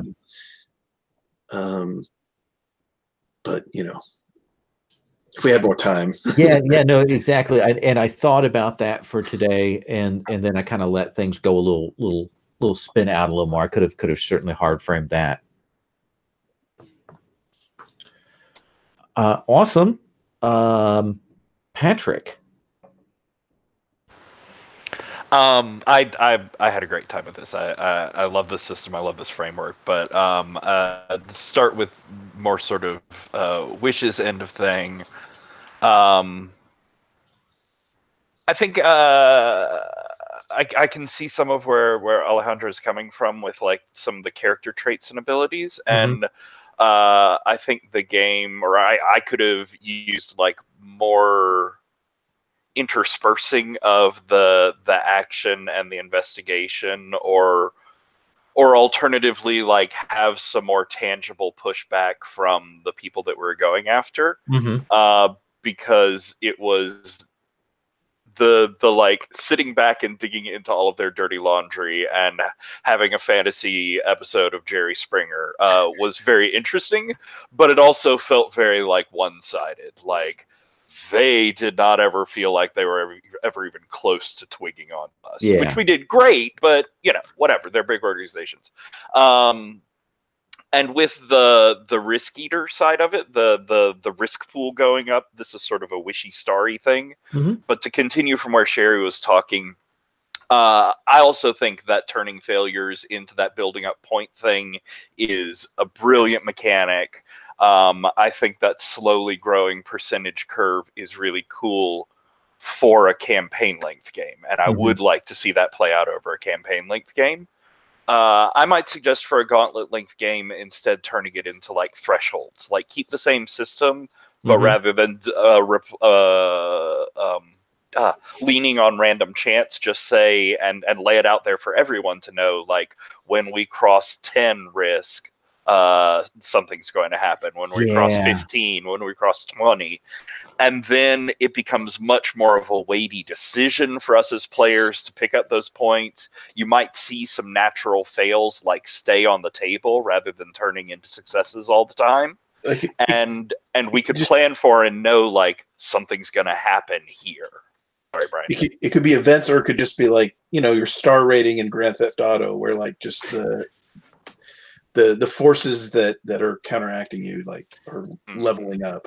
Yeah, you know, I didn't use a clock for that, and because I was using the base system, but I think a visible clock about, okay, this is the heat you're pushing up that way. And I say that just for the shorter run, because part of showing off the game is like those risk eaters are fascinating, and so you want to like encourage the players, like if you want to see them, here's how you can get to seeing some of the risk eater stuff. Because Soraka like coming in out of nowhere and taking over part of the organization and throwing all of our plans into chaos, like I'll walk back my previous incompetence statement. That was a moment where they really hit back against what we were doing, and it was cool. I love the whole thing, Stars. I love the characters. Like I said, I love the voyeuristic aspect of hacking into all of these people's like sordid little lives and businesses. And I think this game is so clever. Like I would play again in this system, in this world 100%. But also the idea of the cryptomancy is just such a complete idea and something that's so mechanically light, you could pick it up and put it into pretty much any other game without much of a problem. Like all you need is the description of how cryptomancy works, the spells, give people a mana pool, and just tie whatever success mechanic your system has into the cryptomancy spells, and there's a whole new system to like put on another game, and that's so cool. I love it all. Thank you for running this. Awesome. I will mention that Chad has posted on Twitter that he is working on the second edition of this, which will actually move it forward about 100 years in the timeline. Essentially, the Spire, the Risk Eater's Citadel, has collapsed, and so that's all dispersed. But it's going to have airships, and it's going to have a bunch. It's going to add some more sort of steampunk elements and the challenges of that. I think he had loose shards sink ships, I think is the phrase that he was saying there. So I'm really looking forward to it. So thank you all for playing this with me. I appreciate that. I've enjoyed every session. I like the intro, and that's something that the designer built. And then this was the kind of fun, freer play that I dig, and I liked everybody's characters. So thank all of you. I am going to stop the broadcast.